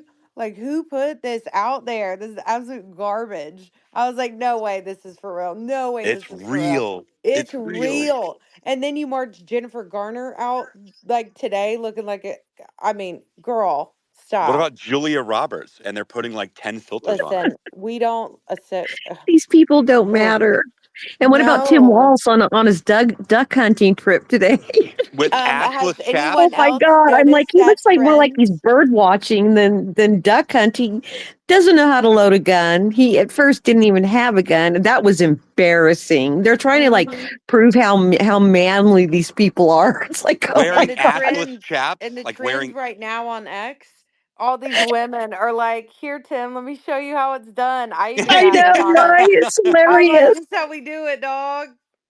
And he's like, well, I bought this because it's such a great clay pigeon, shooter. And I bought this, but like, look, I have this extra proprietary thing on the end. So it doesn't, I'm an old man. I'm an old guy. And so like, I don't want this like kickback. I'm like, bro, if you have ever shot a shotgun, if you're doing trap, that means you're shooting clay pigeons. That means you use bird shot. There's no kick. Like you are like 10 ply toilet paper, bro. Like nothing is going to work.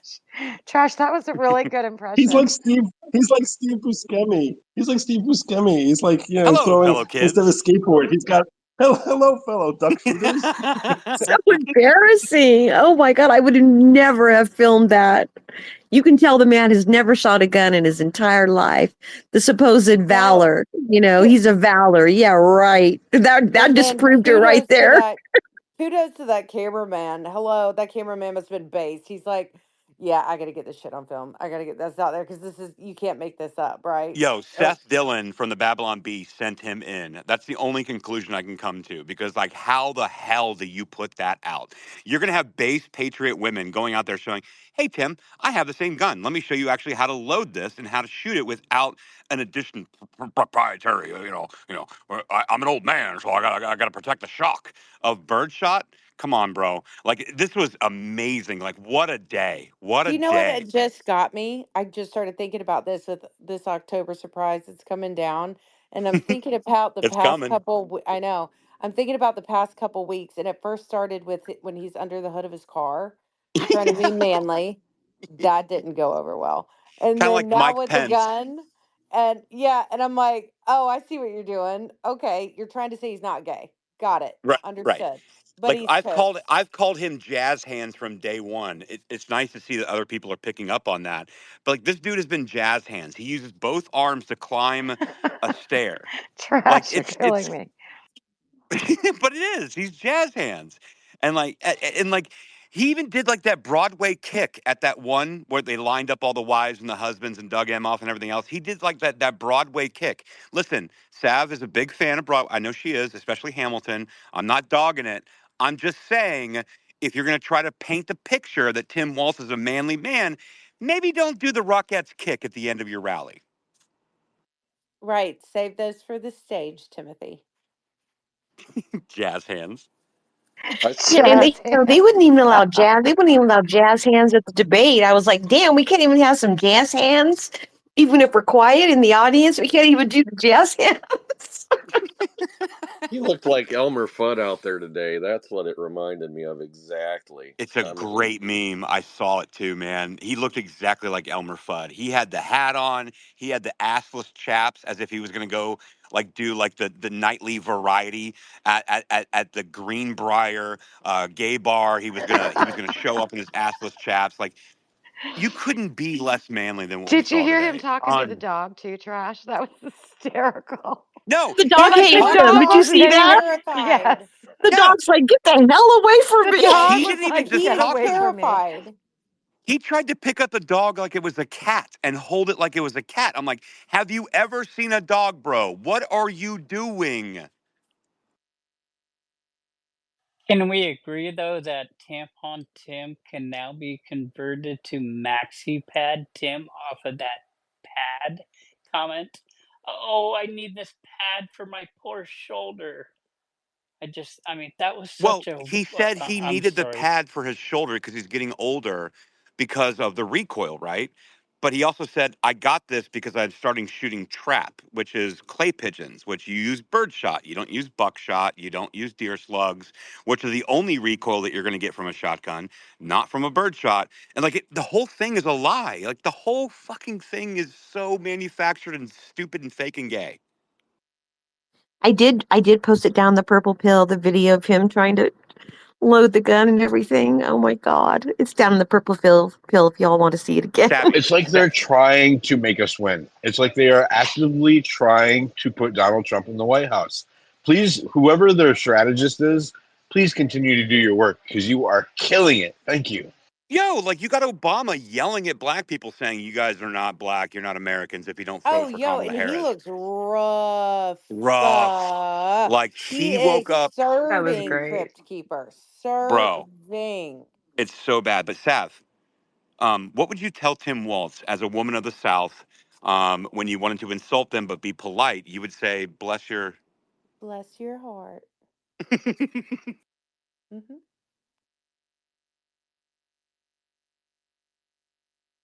Yeah. No, he ain't a That's I mean, hero. 100%. hilarious. This was a good Saturday, wasn't it? It was fantabulous. I mean, and then we had Trump doing two rallies today. He did two today, right? He was Yeah, in He's Carlos. doing Coachella. two every Yeah, day. Coachella. Yeah, he's doing two Yeah, every day until election day. So yeah. the boss is busy. I will see him He's He's like very Trump tomorrow. busy. At the everywhere. end of the I day, will see. it's all going to come down. I'm sorry, Trash. You I can was go. just to say, I'll see him tomorrow. I'm in Arizona. I'm in Scottsdale, so like I'm gonna go up to Prescott Valley. He's gonna be here tomorrow. I will be there, and go see the boss. Go ahead. At the end of the day, this whole thing is going to come down to turnout. That's all it's going to come down to. It comes down to enthusiasm. It comes down to turnout. You know, when you consider the trending right now as far as people switching from Democrat to Republican versus Republican to Democrat, it happens to be very strongly favoring switching over toward Republican, and that reflects a certain enthusiasm in the country to vote for Trump.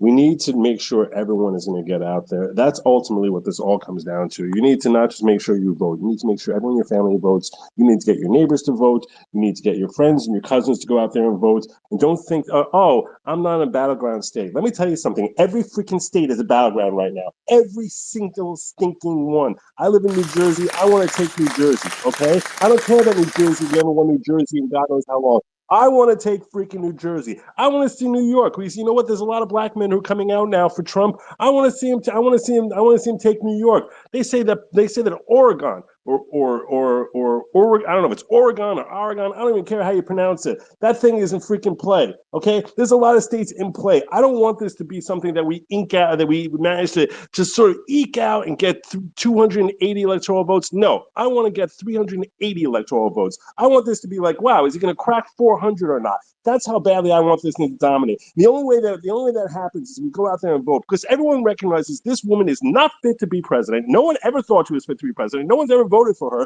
because, and every time she tries showing that she has some sort of capacity to do something, it blows up in her face, and her freaking vice president pick is even worse disaster somehow than she is. So we need to basically tell everyone that, want to know something? I don't care what color they are. I don't care what gender they are. I don't care what their orientation is. I don't care what their gender is. Get them out there and vote. The more people that vote, the more of a landslide this freaking thing is going to be. The only way we can ensure that these crooked people who we know are going to try and steal this election 11 ways to Sunday, the only way we can ensure that the numbers are too high for them to actually even have any chance of thinking about having success in that realm is if the voting ballots are coming in and pouring in and raining in like it's freaking Hurricane Milton multiplied by every freaking hurricane you've ever seen before. I'm not trying to like disparage or like make light of those situations. I understand the serious circumstances. My point is that we need to be reining in ballots over and over and over and over and over again. Get everyone out there, and this will be. I'm telling you now, this is not going to be like somebody he's going to eke out 270. He will be over 350 electoral votes. So we can get out there. I want to see him get freaking 90 million votes. I want to see 100 million votes. That's what I want to see for this guy. 55 300. Oh, I've 55 missed a 300. good.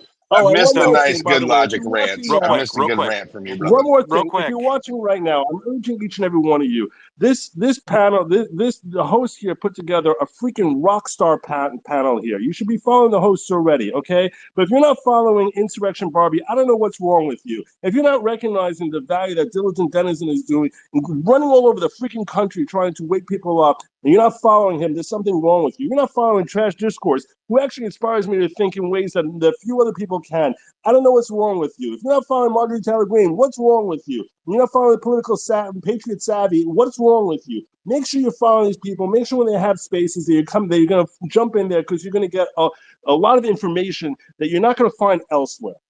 100%. How is Savvy even still awake? Good logic. Like, how is she even still awake? Like, you were like 3 hours past your bedtime as he mic drops and drops I off the space. know. I What are am you I am doing? I am fading fast, Justin. I will tell you that. Because I do go so hard in the paint, waka waka flame. Um, I will fall asleep very fast. So I have maybe like 5 minutes left in me and then I gotta bounce because I gotta get to up and do it all again tomorrow, 7 days a week. And Hey, Savvy, are you going to the Duluth rally by shout out I chance? to the sure mic drop just now. That's right. I sure am going. Yes, I will be working that. I'm working the Cobb rally on Tuesday. Then he's coming back on Friday, and then he'll be in Gwinnett the following week. So I will be all around. Yes. Well, I'll see you at the Duluth rally. It'll be good to see you Mhm. again. Heck yeah, that'd be awesome. I'd like to see. Hi, Liz. I just want to welcome you to the stage. We'd love to hear from you. Thank you for inviting me. The Snow Mexican is here. I just want to remind everybody how important it is to get out and vote this November. This is the most consequential and historic election, not just in American history, but in our world's history. And I will extend on what the previous person said. It is important not to just take yourself, your friends, your family, your neighbors out to vote down ballot, all Republican. If Trump is not elected, we will not be having a conversation on this platform in a month. We all know that this platform will be shut down. Elon will likely be arrested, and so will we. That's how this regime works. We've seen it happen over the last 4 years. They've shown us what they're going to do. So if they resume power, then everybody gets bankrupt and sent to prison. It's really that simple. Unfortunately for them, we have strength in numbers. Strength in numbers simply means that everybody gets out and fucking votes because when President Trump says Kamala Harris is retarded, he fucking means it because she's fucking retarded. I can't stress this enough that somebody as stupid as her holding the top office in the world is nothing but a laughing stock. China and Russia will obliterate America the next day. For selfish reasons, I'm going to say, fuck, you cannot let Trump not win, because if you guys go down, then I fall the next day. That's how this works. Trump is the only candidate that can pull you out of the shit show that you're in. The only person, without a doubt.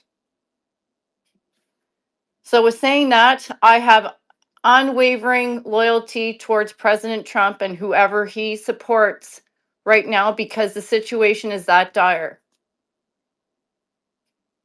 It's literally over if Harris stays in office and Obama seeks his fourth term. Yeah, that's exactly what I mean.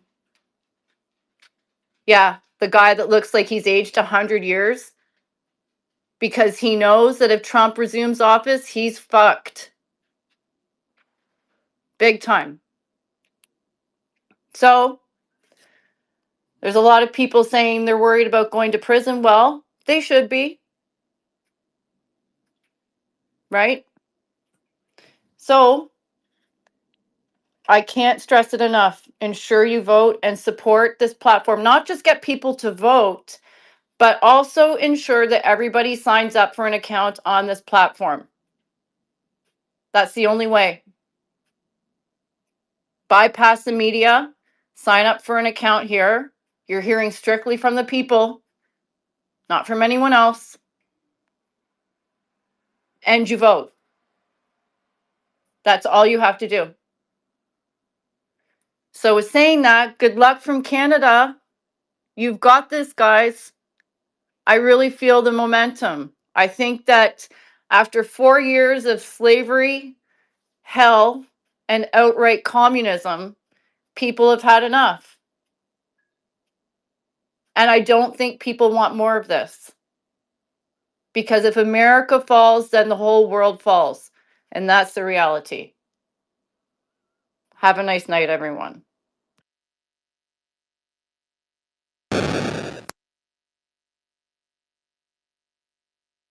Man, we're just smashing it with these speakers tonight. Good job, Jay Hands, Kimberly, and Coondog. And Liz is 1,000% correct. Next 2 weeks, that's all we need to focus on is getting Trump in the White House. We've got to get him in the White House. That needs to be our focus. That's it. Nothing else. I know there's so many more issues for us to be talking about and discussing, but that is the most important topic right now for the next 2 weeks, 3 weeks? I know early voting has already started. So I 24 guess days. 24 days. Oh my 24 God. days. So a little over 3 weeks. We've got to get him in the White House. Nothing is more important. Nothing. We cannot live with this current regime any longer. We can't. It's very scary, very crazy, mental, whatever you want to say about it. It's just very, very, very scary. So, okay. Anybody else? Let's go to Silent. Go ahead, Silent. Can I throw something in the jumbotron? Of course. Hey, Diligent. What's up, brother? What's up, Um, bro? oh man, shoot, been working today. Trump Force 47 was today. We had speaking of, if anybody in the space tonight is not signed up for Trump Force 47, please do so. Oh, I was on a call today with Trump Force 47. We had Sid Miller, dang it, agricultural commissioner in Texas, on the call today, and he was actually at the Butler, Pennsylvania rallies, both of them. One when they tried to kill Trump, and the other one when Trump went back and shoved it right back in their face and said, "I'm not scared of you," like what a real man would do. So, and that was really, really cool listening to that call. It was a Zoom call. But the biggest thing about what we talked about today on Trump Force 47 was not only activate yourself, but activate all your neighbors and your friends and talk to them about what they want to see in their lives the next 4 years. Because if we don't win, like Liz said earlier, she's right. We've heard it all from many people in a lot of spaces. If we don't win this election, we're all fucked. So I think the biggest thing that we all ought to do, what you can do tomorrow, do it tonight.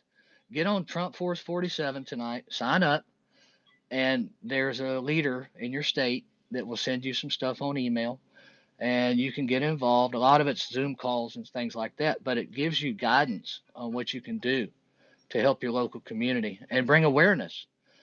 Tonight, I was on a space earlier with Isaiah Washington, and it was all black. I was the only white guy in there, and that's okay.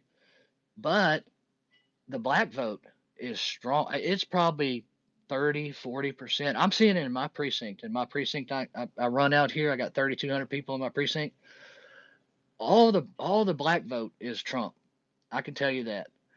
Um, and some of the other guys in other precincts I've talked to in an executive meeting last month, it's tremendous the movement because they've all realized that, and most of them say this: look, both parties don't support them, so they're moving their own direction, but they're all moving for Trump, right? So it's a big movement. It's like a huge wave.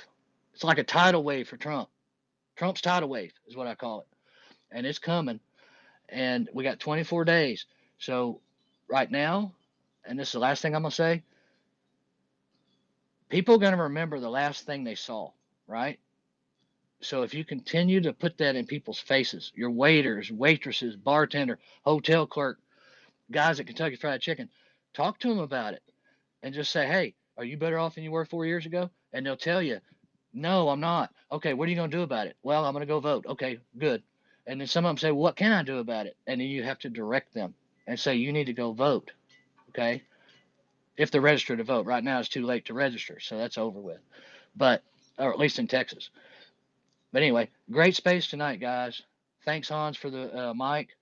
Thanks everybody for speaking. I'm gonna listen for a while. And y'all All have a good right. evening.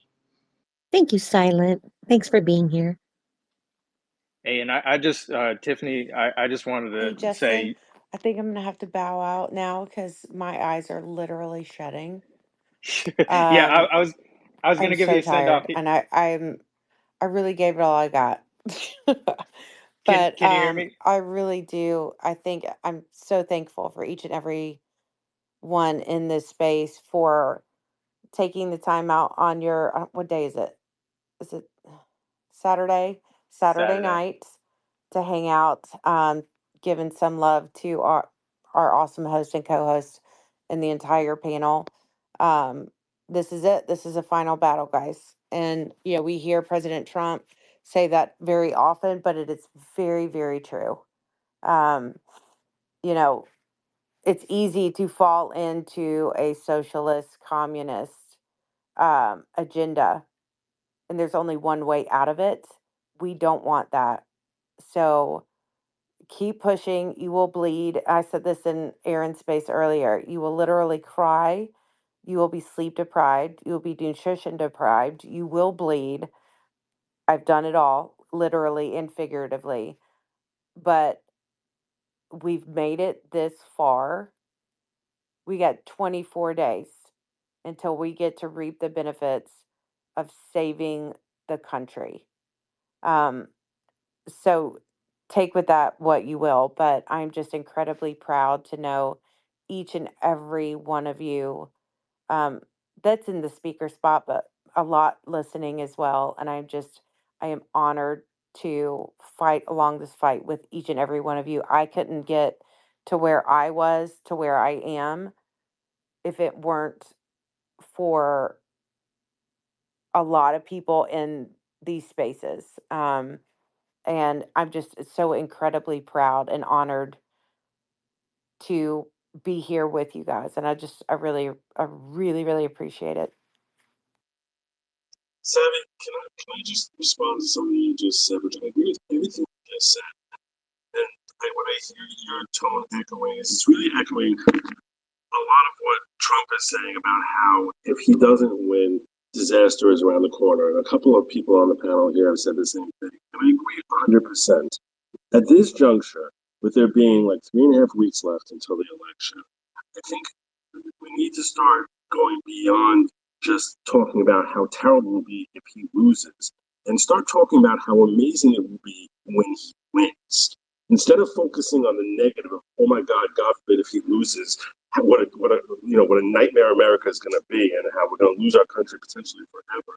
That type of doom and gloom, I don't think that motivates people to come out as much as the reality is that we over the last 16 years, 12 years, we've had a Democrat in control, and none of them have been good economic years. Not a single one. The only 3 years we've had that have been any good economically in the last 16 years has been when we had the first 3 years of Donald Trump. Do you want feast? Do you want famine? He's shown he knows what he's doing. He actually has multiple plans for how to actually get our economy back on track. The best that Kamala tries doing is she tries emulating them, a couple of them here and there, because she has no original thought and no actual intention of actually carrying through on them.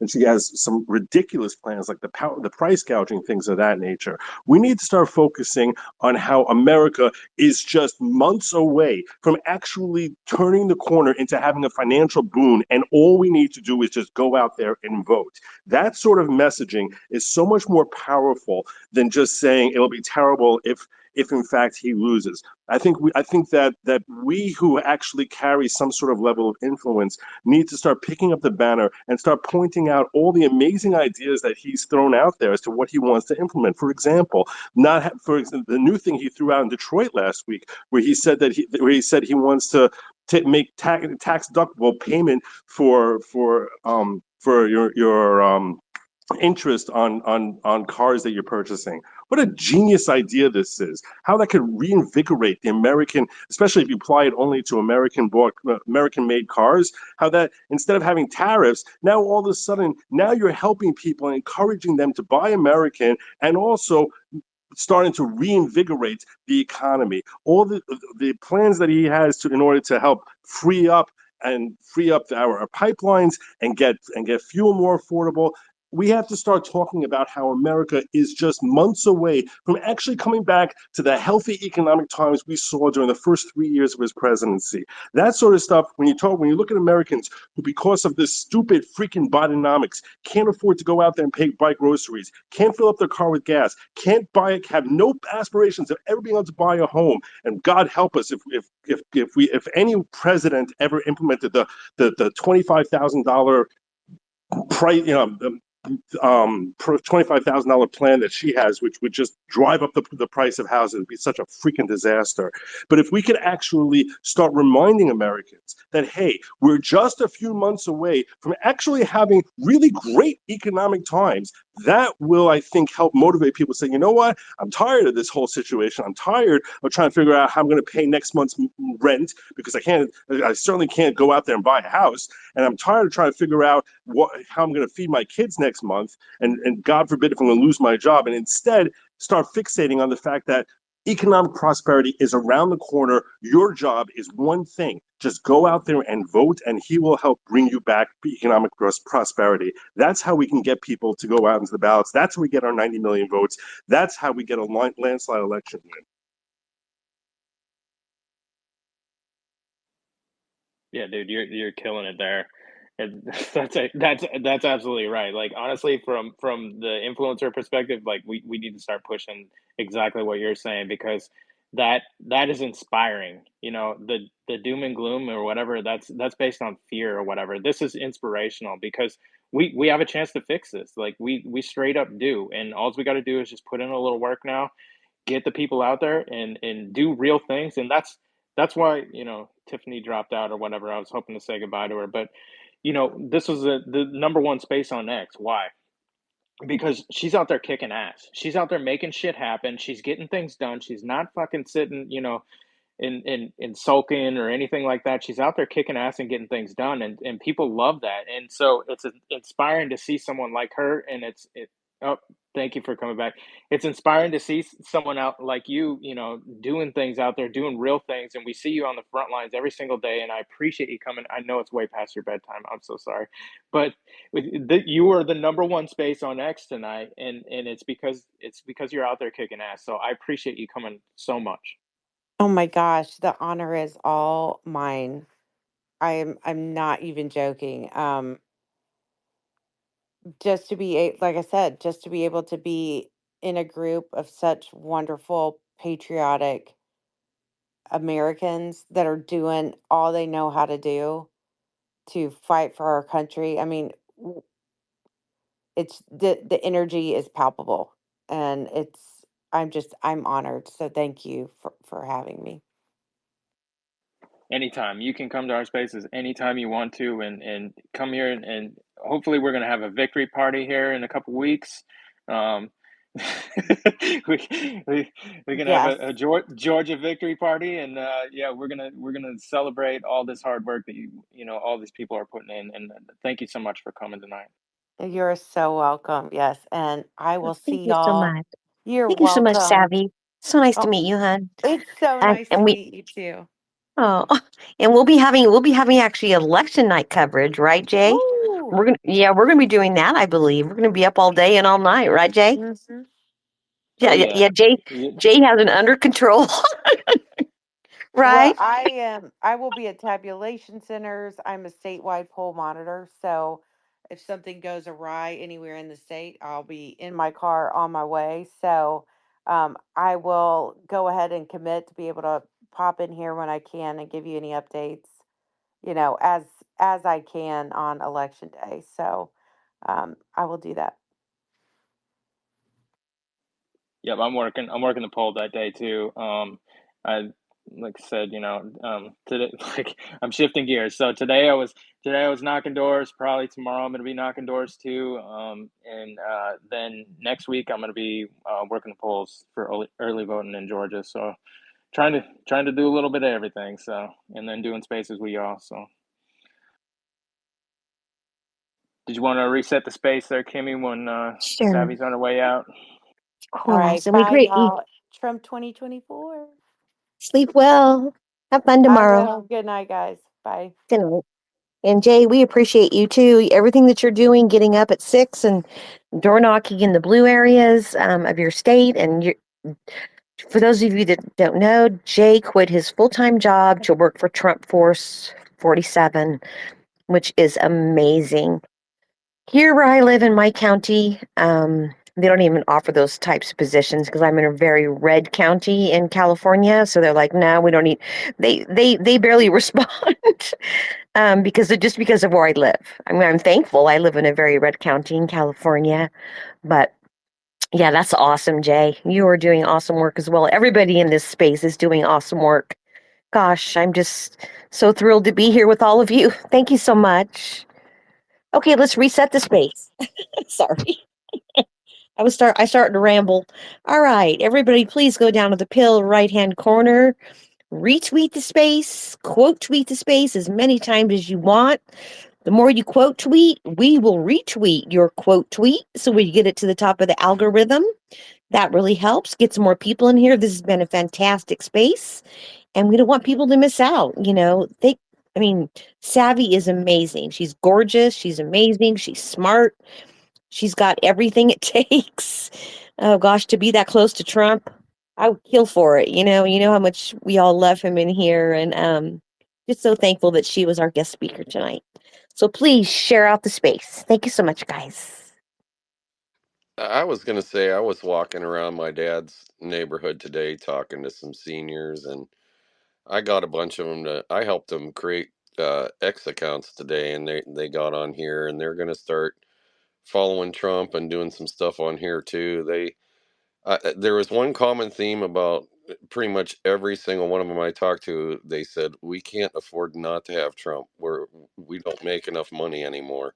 So I think we've got the senior community definitely on board with Trump 100%, and in large numbers. That's kind of. Oh, you know what I say, Coon Dog? I say you drive them to the polls while you're there in Ohio. Oh, I absolutely will. Yeah, Any of them that need a ride. especially if they're seniors. Yeah, I mean that'd be awesome. Yeah. I mean, I'm not trying to be pushy or anything, just, making a suggestion. No, no. I actually offered to a couple of them. There's a old guy named Tip. I took him to the hospital the other day, actually. Oh, But I'll probably take him if he needs a ride, and then or Ruth. just like say, hey, we're going on a trip. We're going to vote. even if it's early voting, that was probably the most important thing to do, especially for elderly. I'd like to welcome Cash up to the stage and Mike. Hello, guys. How are you? Hey, And good evening, Carmen. everyone. How are you? Good. What's up? I was listening to Space. I came in late, and so I kind of caught the tail end of it. I didn't catch the main speaking, but I heard a lot towards the end about how important this election is. And one of the things we always talk about, it seems like every election cycle is, how big of a deal this is and how it could be the last one. I don't know the general public if they realize how close to communism we are. We are one election away, and if anyone doubts that, just look at what the Democrats tried to do with this last administration. Where you remember Mary Poppins, and remember her singing the praises of communism, of misinformation and disinformation, and basically silencing your opponents. We lose our free speech. That's it. Next, they take away guns, and then there is no more voting. We're going to look exactly like Venezuela does when they try to vote him out and he takes all the machines and shoots anyone that disagrees with him. We are that close right now. And so I think that America is finally waking up, and one of the parts that's really helping us is the people who have come here legally from like South America, not the illegal invasion, but the legal ones, and they survived communism. They saw how dangerous it is. I had an opportunity not too long ago where I was able to interview Shi Van Fleet, who escaped Mao's communism, and she saw it here, and she really opened up my eyes to it. Reading her book, there was one statement she made that has stuck with me since I've read it. And what she basically said was that the communist utopia is a myth. It is an abject lie. That the utopia, all it is that the ones who have power, they get all, have nothing. And wars combined them, and they have not killed as many people as communism has. It is the biggest threat to our way of life, period. And when people have talked about like how do we combat this earlier, it is important to talk about the danger, but they are right. They don't want to uh, stick to it, right? So the basic idea of influence and leadership is that you first have to have authority, and then you have to have empathy, and you have to have both, right? You have to be able to relate to people, and then you have to say that I've been there, and this is how you can walk through it. And so it is important to talk about the danger, but that should be the smaller part.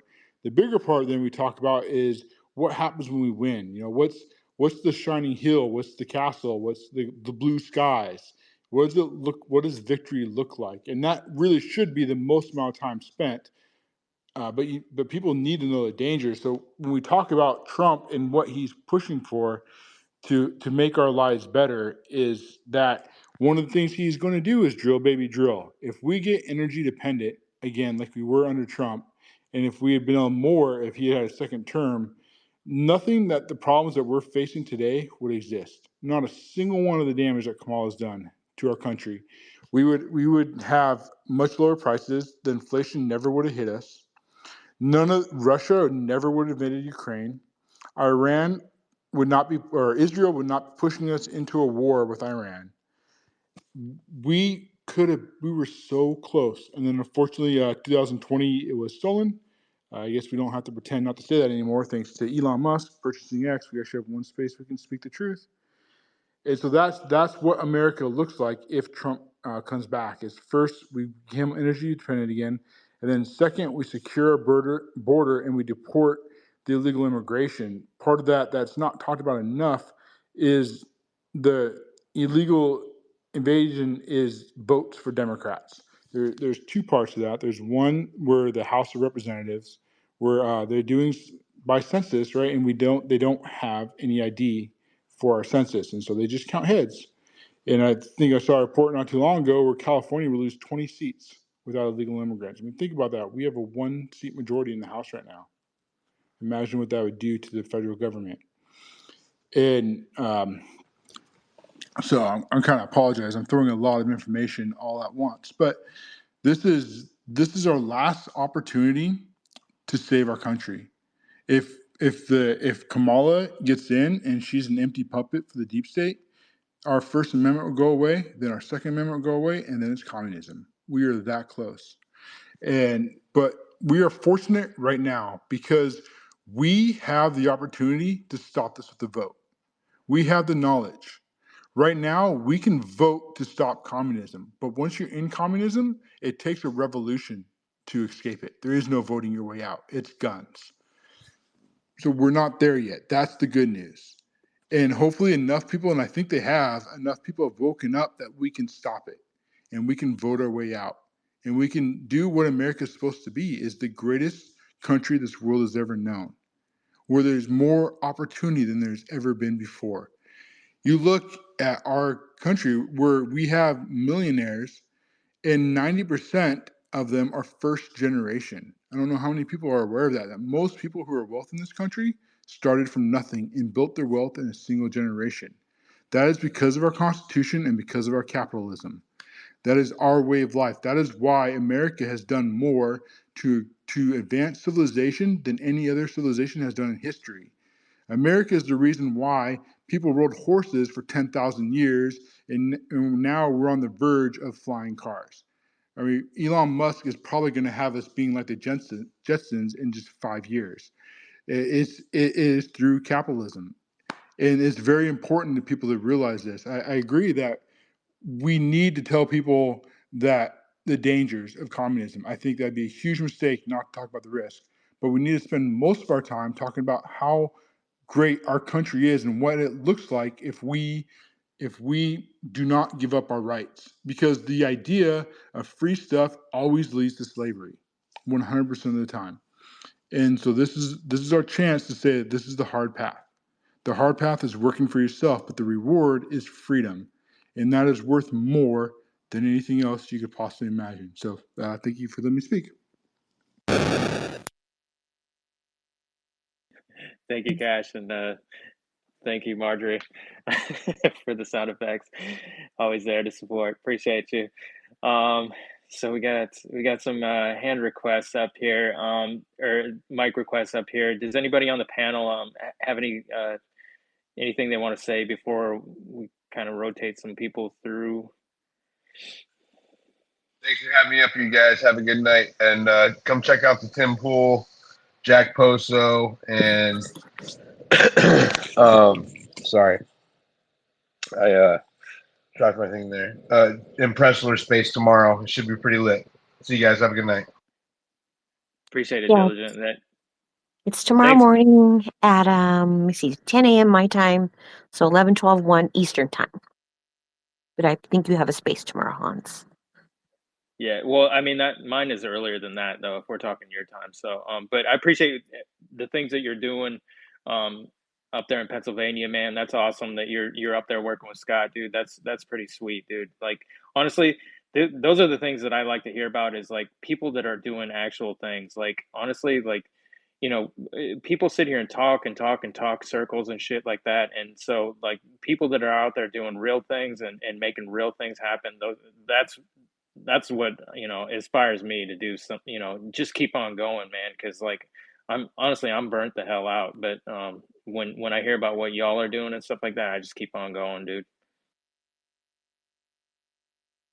Appreciate that, brother. Lots of people out here doing lots of real world things. So, and don't doing stuff online.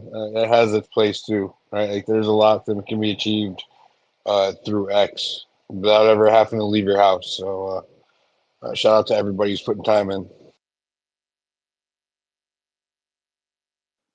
Appreciate it. And let's go to Liz and then David after that. I just want to thank you for allowing me to speak on here, and I'll exit out to allow the next speaker to come up. I'll end this by saying that please remember what President Trump and his family had put on the line for you guys, for everyone, and how much they've sacrificed to save a country that is on the brink of hell. And the least that you could do for him is to vote for him, support him, get your friends, family, neighbor, anybody that's willing to listen at this point to go out and vote. Secondly, what Elon Musk and his family have given to us in regards to free speech. Their lives and livelihoods have been put on the line for us to have this conversation today. We would not be having this conversation otherwise. The least that you could do in return for what they've given to us is to encourage your friends, families, neighbor, and anybody that will listen to create an account on X. That's the least that you can do. And again, voting by numbers works. If 100 million people show up to vote for President Trump, this simply means that they're going to have to convince people that more than 100 million people voted for Kamala Harris. We all know that that is nothing but murdering our logic, because that's just not that is just not realistic, and we all know that. So the more people that vote for him, that means they're going to have to create a much more fictitious number for her. And the higher it is, the more ridiculous it will look for Kamala Harris. Try to envision 150 million people showing up to vote for President Trump. That would mean that they would have to say that more than 150 million people voted for Kamala Harris. They can't beat those numbers. They can't. That's why it's important that every single person votes. And again, from Canada, I really appreciate, from Ontario, Canada, I really appreciate you allowing me to come and speak. And hopefully, my message goes out there loudly and clearly that the level of importance in regards to the upcoming American election, this is the most significant event in our world's history. I cannot stress this enough. So with that, thank you so much. I really enjoy listening to you guys. You know, I truly love America. I do. I do. And I really have, there's a special place in my heart for the people that are sacrificing everything to fix it and to ensure that it remains free the way it was always meant to be and not be taken over by the communists. And I really appreciate those that have sacrificed so much to fight these bastards, you know, in court, out of court, and at the voting booth. So, with that, thank you so much.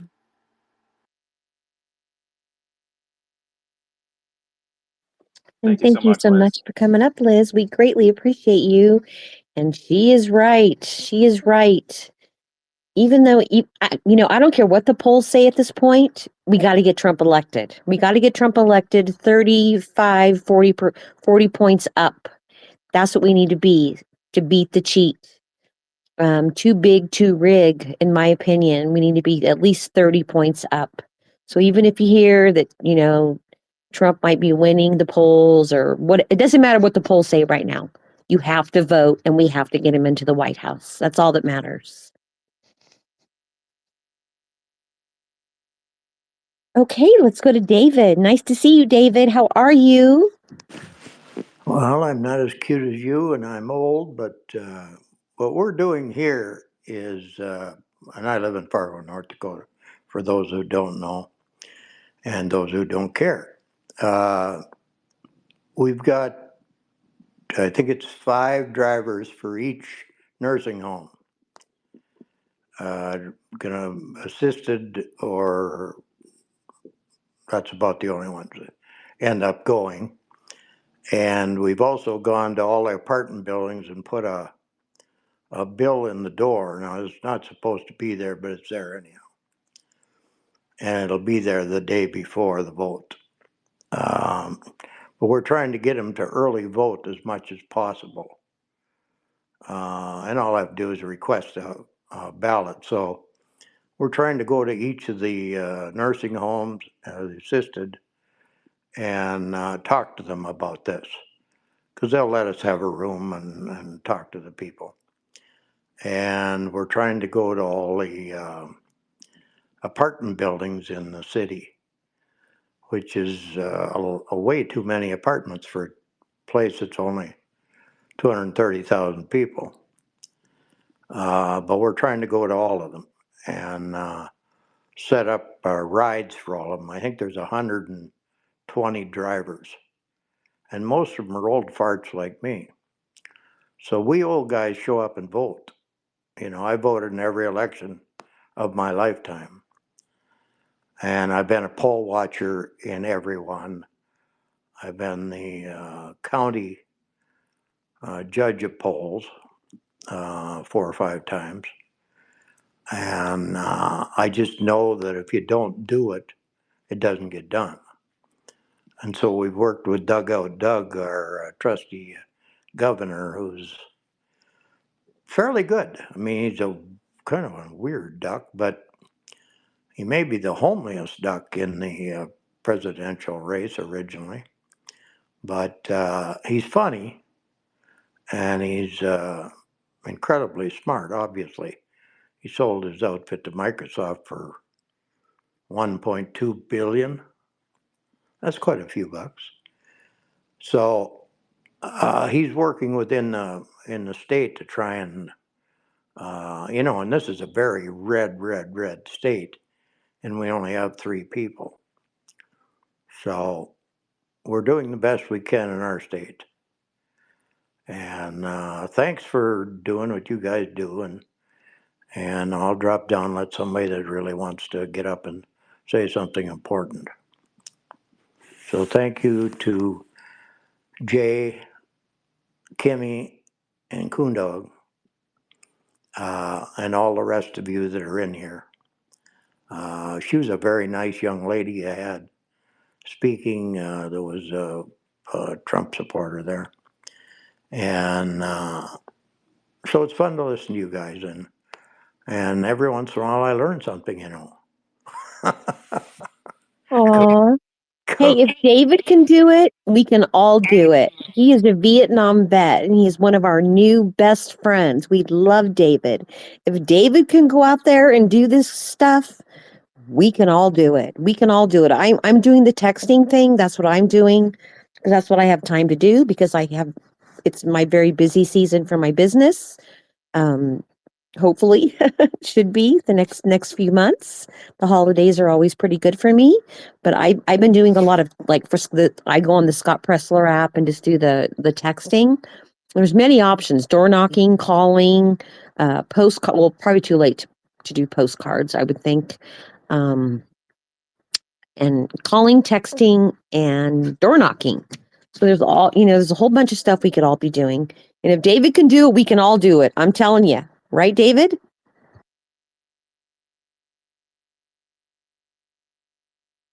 Okay. He might have taken a break. No, I wasn't taking a break. I had to hit the mic, you know, and you get old. I'm 76, dear. So Yeah, but you don't getting, act like it. You're always up well, late partying with all of us. You I'm go, at the David. banana peel at the bottom of the last slope. That's not good. But I bet you're in great shape. Am I right? Reasonably good for having two 18-inch rods in the back with 24 3-inch screws. Mm. I know. Who would put that in you when you were sleeping? Oh my God. He could have done a little lipo. I've gained like 10 pounds. And he Who could have would done do some that while you're lipo, sleeping? Love put it you. in my butt, and then I'd have been, my pants would have stayed up better, right? Anyhow, you kids keep working on this because what you're doing is more than important in my lifetime, anyhow. Well, thank you so much, David. We love you so much. We do need to get to some more hands. Let's go ahead and go to Carmen. Did you have anything to say before I go to silent? Welcome, Carmen. You got up. You came up. Maybe we can hear you. I'm not sure yet.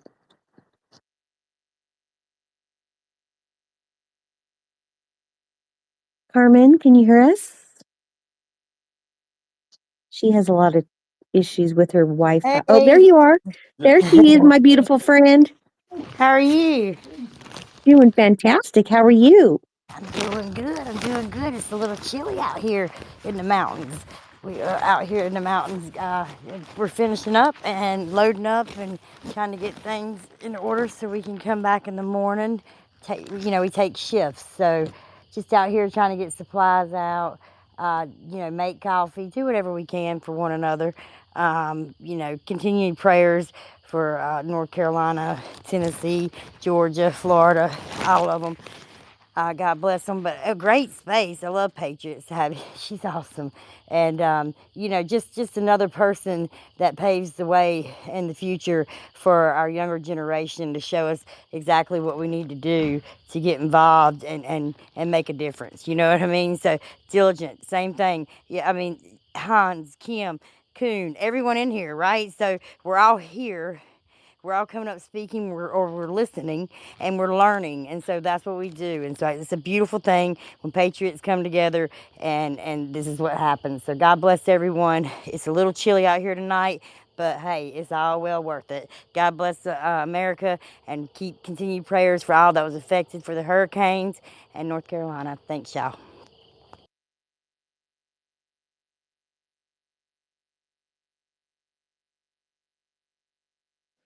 All right, And let's go thank you so to much. Thank you so much to our other beautiful co-host, Carmen, who lives in North Carolina. She's out there, boots on the ground, helping every day, no matter what it is. She is an amazing, amazing woman. Unfortunately, she can't get in with us quite as much as we'd like her to because she's always busy helping others. She's just amazing.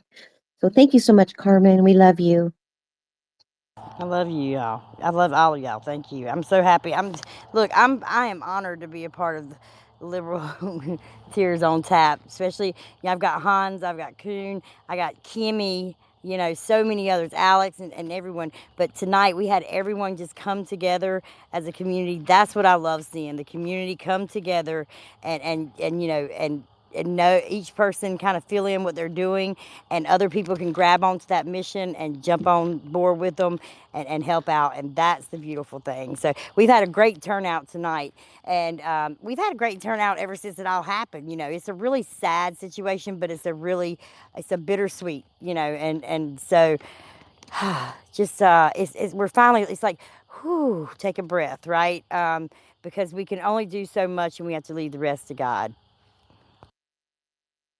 I'm really loving the Liberal Tears on Tap. I think it's becoming quite catchy. I'm seeing it all over X. People are coming up with memes and gifs for it, and I think I'm loving it. I'm loving the name, guys. How about you? You love it? Oh, I love it. I do. TikTok's got it too. TikTok's grabbing onto it too. Yeah, I know. That's awesome. And Carmen, you're so amazing at the videos and the everything that you do for us. Thank you so much. Okay, let's go ahead and go to it was silent next, Jay? I don't know. Yep, it was silent next, and then we got a ton. I don't think we're gonna be able to get all through all these mic requests. We got over 20, No. so I only show 3. Oh my gosh, whatever. My phone. Hey, Carmen. Let's go ahead and go to Carmen. silent. Hey, Carmen, you still there? Yeah, I'm here.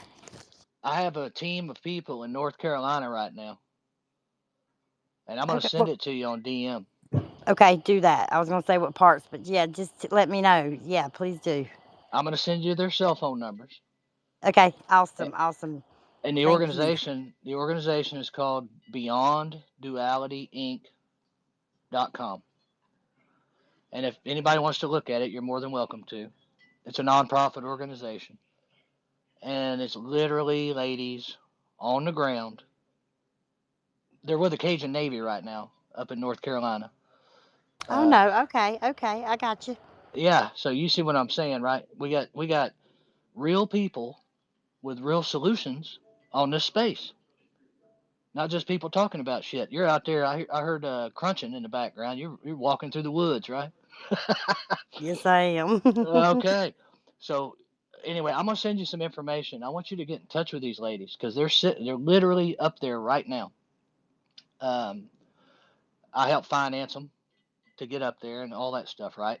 But they're a nonprofit, and what they do is they find the kids that are missing.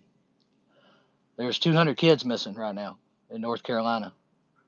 Yep, it keeps climbing, but we're look right at over 200. Yep, Okay. and so Oh, is it over 300 now? it's about over 200, a little over 200. But yeah, it's. I'm glad they're here. We need as much help as we can in that Okay, area. I'm gonna send you their cell number and their information. Okay, on the DM thing, and you get in touch with them.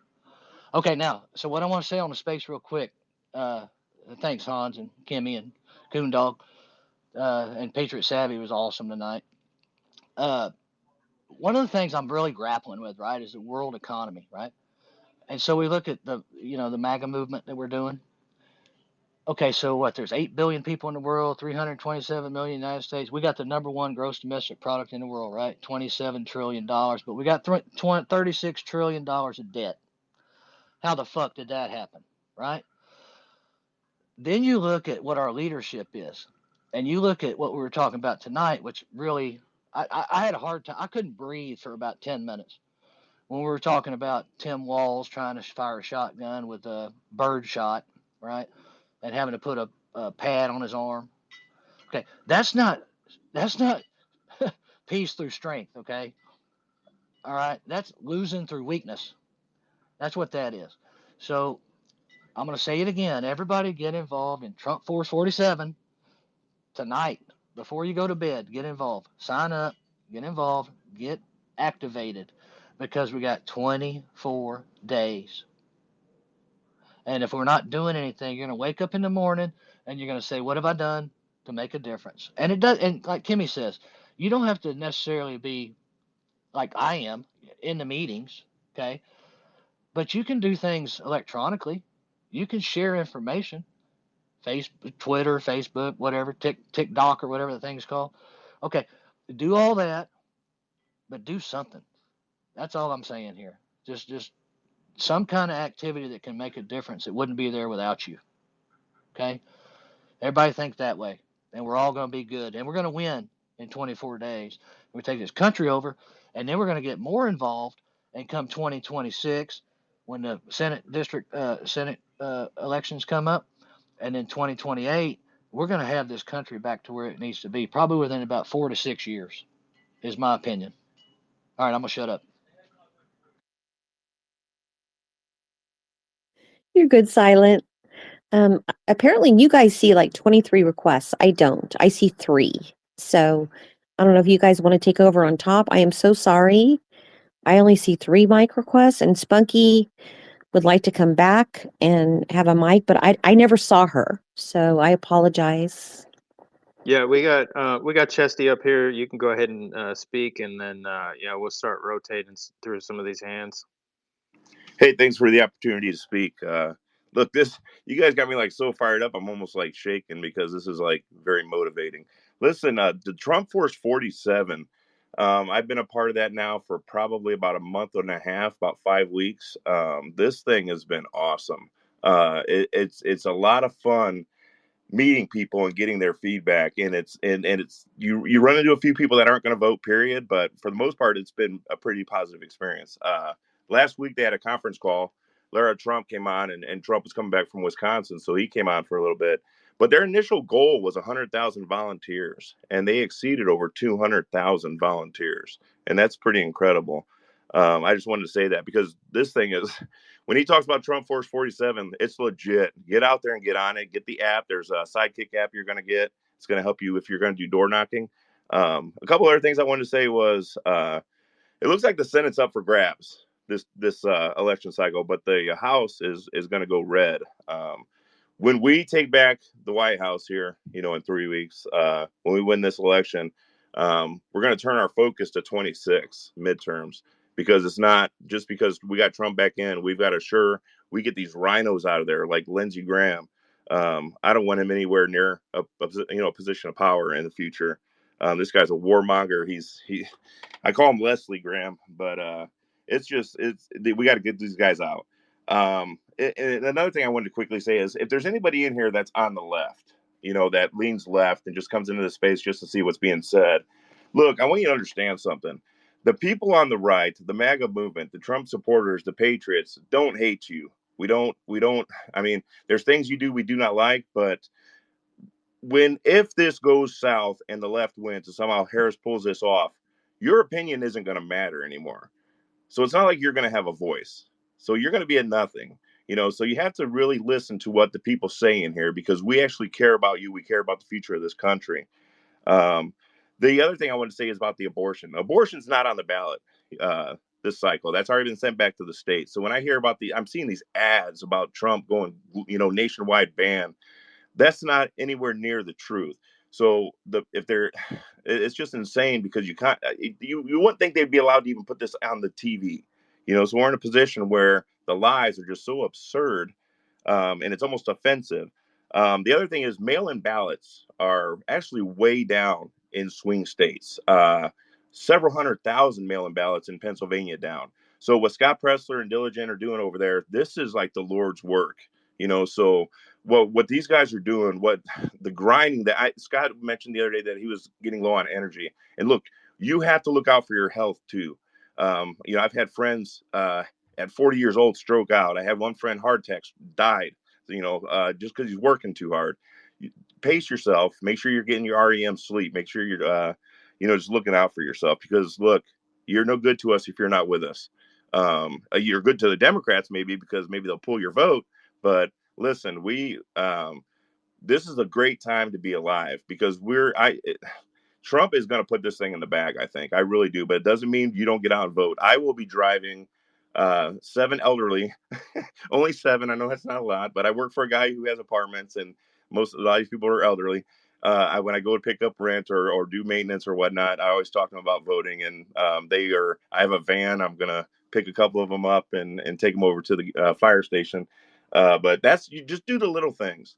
The little things make a big difference. If we're out there grinding and pushing this, we're gonna see it through. Now, when it comes to the hundreds of millions of votes, this could be pretty wild. So I'll be up all night watching that. I'll be at the Republican headquarters, watching the all the stuff come in. So anyway, I appreciate the time. I really love all the people here. When I first started doing this, coming into these spaces, that I wish I was here 10 years ago, because everybody here is always positive. Now there's some negative things that happen, but for the most part, it's a very nice energy feel in these spaces, even when those wackadoos are here from the left. But I just really enjoy it, and thank you.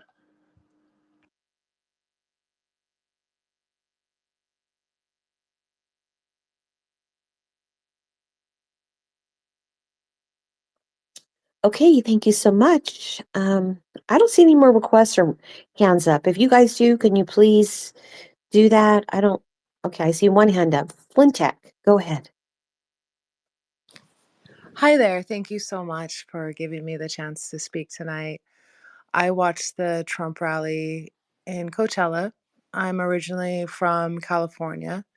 I grew up in Palm Springs, so I remember that site when Pearl Jam did their concert to cut out Ticketmaster. So it had like a huge impact on me that he had a rally there because I knew also that that site has become so popular due to the popularity of the music festival that people from everywhere would go there because it's a really like well-known spot. So my point is, if you haven't been to a Trump rally, go to one. Find the opportunity to go there. There's going to be one in New York. It's going to be amazing. If you're in a swing state, definitely look out. They have announced the schedule, but definitely go to one. I have a poll on my page right now, and it just asks if you've been to a Trump rally. So I would love your input on that. Thank you so much. God bless America, Trump 24.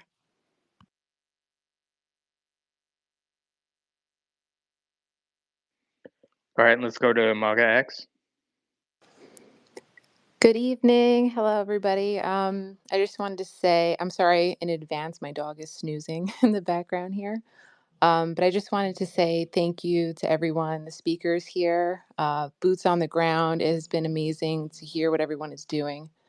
And as a woman, I have to say, all the women speakers that have been up here are 100% more qualified to be president of the United States before Kamala Harris. Just want to say that as a woman. Um, and also just want to give a lot of shout outs to all the speakers as well for all the content, all the truth that's being put out. Thank God that we have X, that we can actually put the truth out there because it is amazing the amount of misinformation that is being thrown out there. And we really need to be speaking to people one on one and have X as a voice and getting them off Facebook, off these other platforms that are sharing all this false information. I want to echo what a lot of other people said too about Scott Pressler. He is amazing. We've actually been traveling around to a lot of Trump rallies. And like someone else said, if you haven't been to one, definitely go. People are so lovely. It is so chill. It is not like what you see in the media. There's so much love and like so much patriotism, so much optimism. It's really just it's an awesome experience. Um, and I think it was Logic that was in the space before that said he's in New Jersey, and so am I. And there's definitely a shift. Like if you think that your state is locked in, don't. Definitely get out and vote. There are Trump signs everywhere, which is, we did not see this in 2016. And it's definitely a huge, huge shift. And this is just the tip of the iceberg. I think getting Trump in is the beginning. He's going to expose a lot of these hacks that are masquerading around as political geniuses and and getting Elon Musk in to get rid of all the corruption, all of this waste of money that's getting spent everywhere, and they're scared. I think that it's there's a huge shift, and it's really exciting. I just really just wanted to say thank you to everybody that's up here. I know like Jay is quitting your job to be like full time, like that's amazing. Um, and just really, I just wanted to say thank you. You guys are amazing. Oh, also, yeah, we are trying to get everybody off of all these other platforms and get to X because this is where the truth is. And Elon Musk backing Trump is absolutely like amazing. Just having that kind of power in the back because he not only the richest man in the world, he arguably one of the most the smartest. So really, if you're a logical person, you're like, this guy must be onto something, right? Even if you're not politically involved, you think there's something going on, and so just really super excited. And thanks again. Appreciate it, and thanks for your kind words, honestly. And it's just we're just real people doing real things. A lot of us are, and it's just it's. I agree with being able to come up on here and talk is so important. Like honestly, like a lot of the stuff that we're doing right now, we wouldn't be able to do it because we wouldn't be able to collaborate. We wouldn't be able to get information. It would be nearly impossible trying to do all this from Facebook because they would just completely suppress or lock our accounts. So X is where it's at, and X is how we're doing it. So appreciate that. Go That's ahead, right. Zachary. And then X we'll is go to Spunky better than after that. Facebook anyway. They remove your accounts in about an instant. This that quick. Yep, they'd suppress you. I would post something on there, and my mom would say she would see it 2 weeks later. Just because of the other political stuff that I would say or whatever. Like I was so suppressed that even my own mom, she couldn't see anything on my account unless she looked for it or whatever. It's just ridiculous. It's so stupid. I'm so glad I quit that platform over a year ago, and I never looked back. Oh, So X is I'd rather be on here with all these patriots on X speaking my mind and getting the thing the things that I know that are true off my chest, because this is the only place you can do it. So and reach so many people. yes, That and is plus, true. I had an account. I had it for about a year. I had it for about 3 years. They removed my account. It's so bad. Too. X is my permanent family. Yeah, X is the only platform that I engage in. I do have Instagram, but I go on there just to get like But you guys know, recipes and home decor and things like that. I do want to go ahead and go to Spunky. I guess she came in earlier and I didn't see her, and I'm so sorry, Spunky. Go ahead. No worries, Welcome. no worries. Thank you. Good evening, everybody. Happy Saturday night. My days are mixed up a little bit. Great space, you guys. Make sure you guys are sharing out the space to increase the reach of it. It is being recorded. People can go back and listen to it. But Patriot Savvy is one of my favorites. So what a great conversation. I love X myself. I think spaces are one of the biggest benefits of this platform. I think it's really important for us to be able to engage in these conversations in real time. You can do lots of communications via email or DMs and all that stuff, but there's just nothing really as good as having conversations and really having that exchange going on. So love this platform, of course, love the Patriot community, and absolutely agree with what MAGA said as far as Trump and his alignment with Elon. I don't think that there could be a better alignment there. I'm really pleased with all the people that he's pulled into his circle this time. I mean, if you think about it, he's got Tucker, he's got Kid Rock, he's got just a plethora of people, and I just think he's got a really strong support system, and I just cannot wait until he gets back in office. And thank you so much, Spunky. I see you this time. I am so sorry. I didn't see you, and that seems to be happening every night. This is what I've been hearing from a lot of hosts and co-hosts, is that they don't see people. The people are just invisible. So, but Jay Hans did see you, so that's good.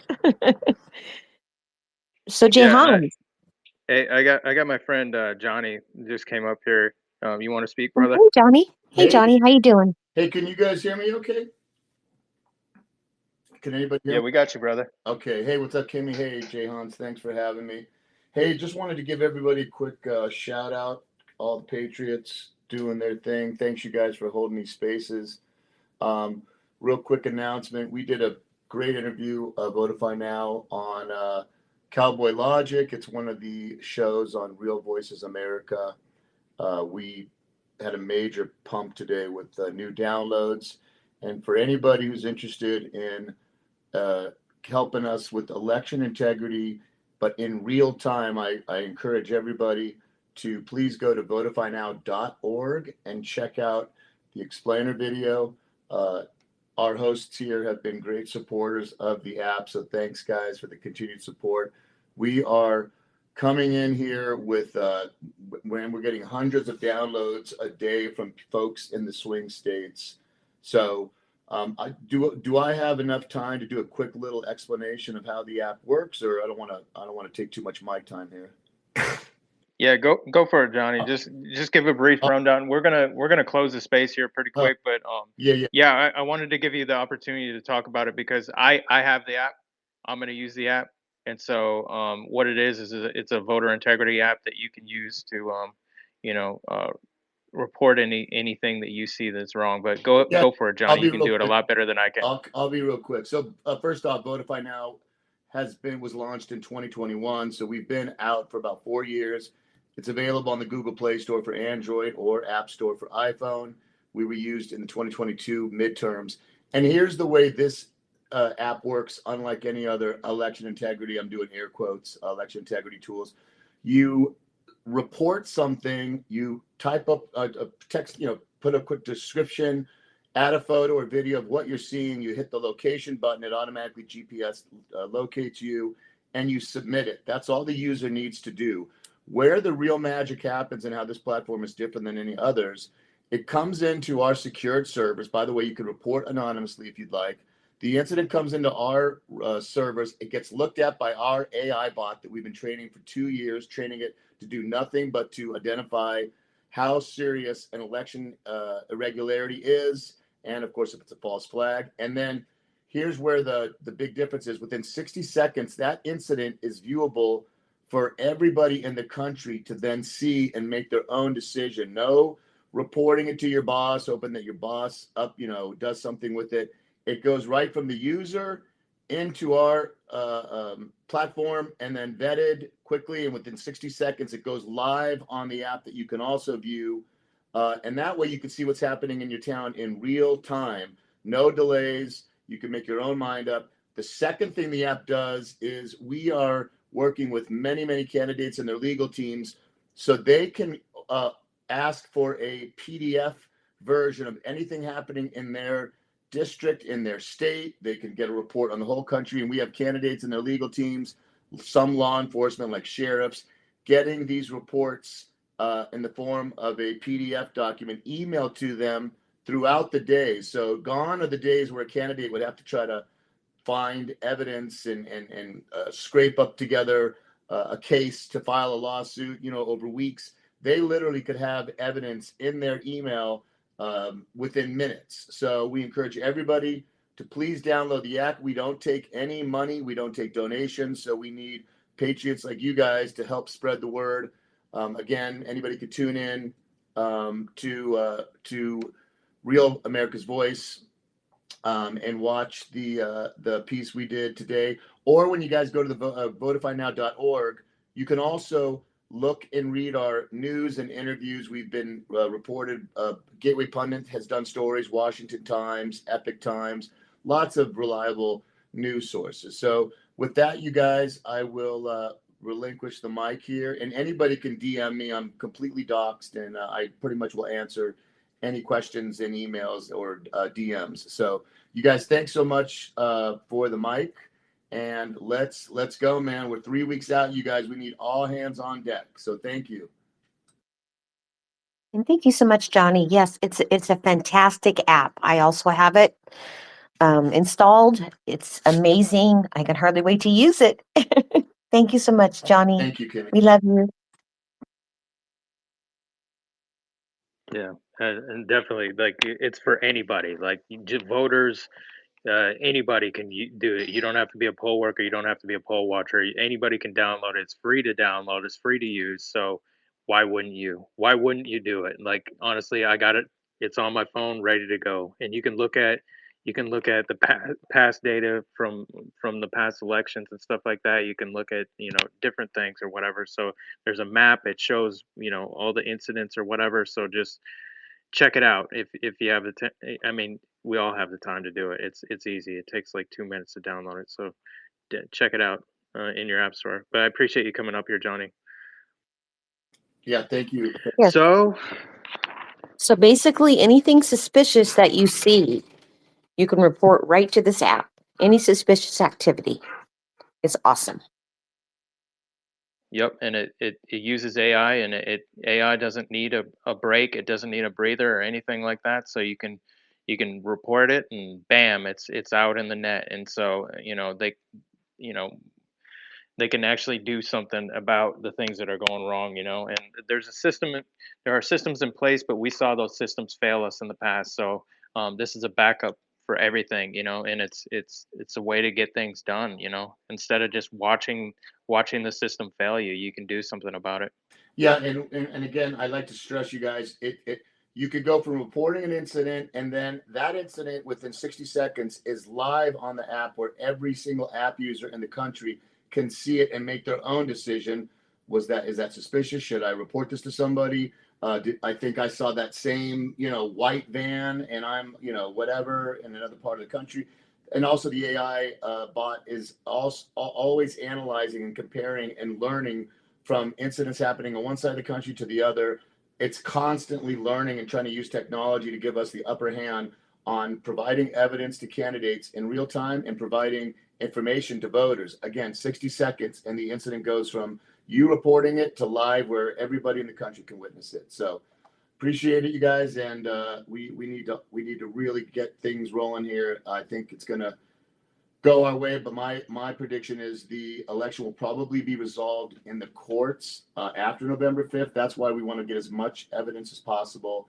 And of course, if there is a win on November 5th, great, or the end of November 5th. But if it goes in the courts, we want as much ammo as possible. And that's one thing that Votify Now does, is collects evidence in a real smart way. So thank you. And thank you again, Johnny. We appreciate you. Go ahead, Jay.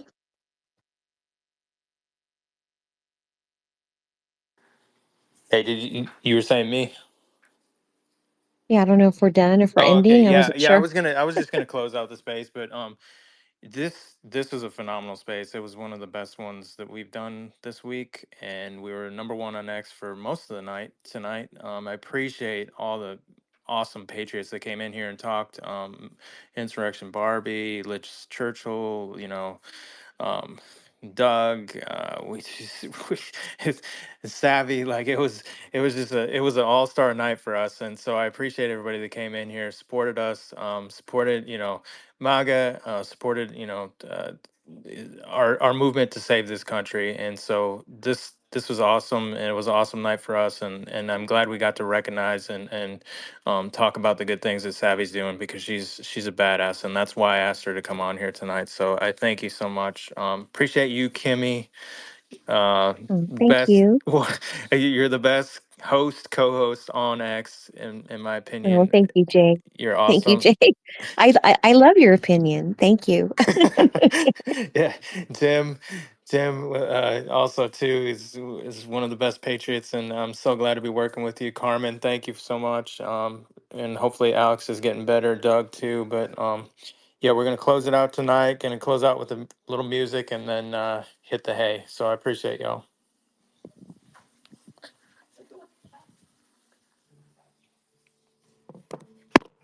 I never get lonely.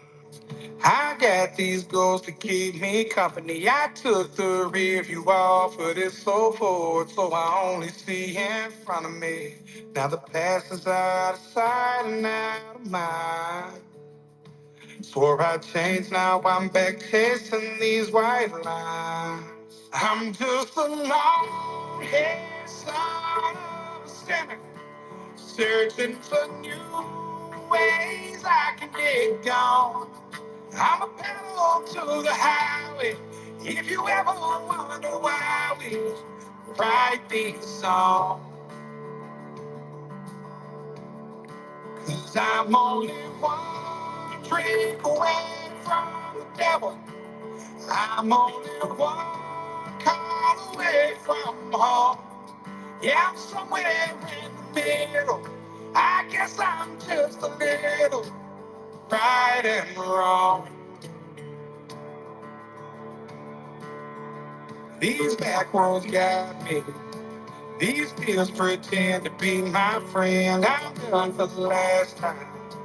I'm Look, we got lying some technical never difficulties here. again. I always say that I'm on my way back. Here somehow I should know by now. I'm just a long-haired son of a sinner, searching for new ways I can get gone. Can't I'm hear nothing. to the highway. If you ever wonder why we write these songs, I'm only one drink away from the devil. I'm only one call away from home. Yeah, I'm somewhere in the middle. I guess I'm just a little right and wrong.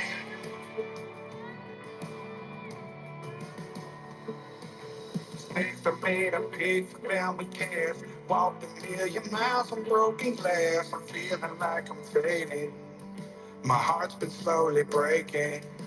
My pop a pill and smoke and make the drink. Talk to God and tell him what I think. At first he's gonna hate me, but eventually he'll say I'm just a long-haired son of a sinner, searching for new ways I can get gone. I'm a pedal to the highway. If you ever wonder why we write these songs, I'm only one drink away from heaven. I'm only one call away from home. Yeah, I'm somewhere in the middle. I guess I'm just a little right and wrong.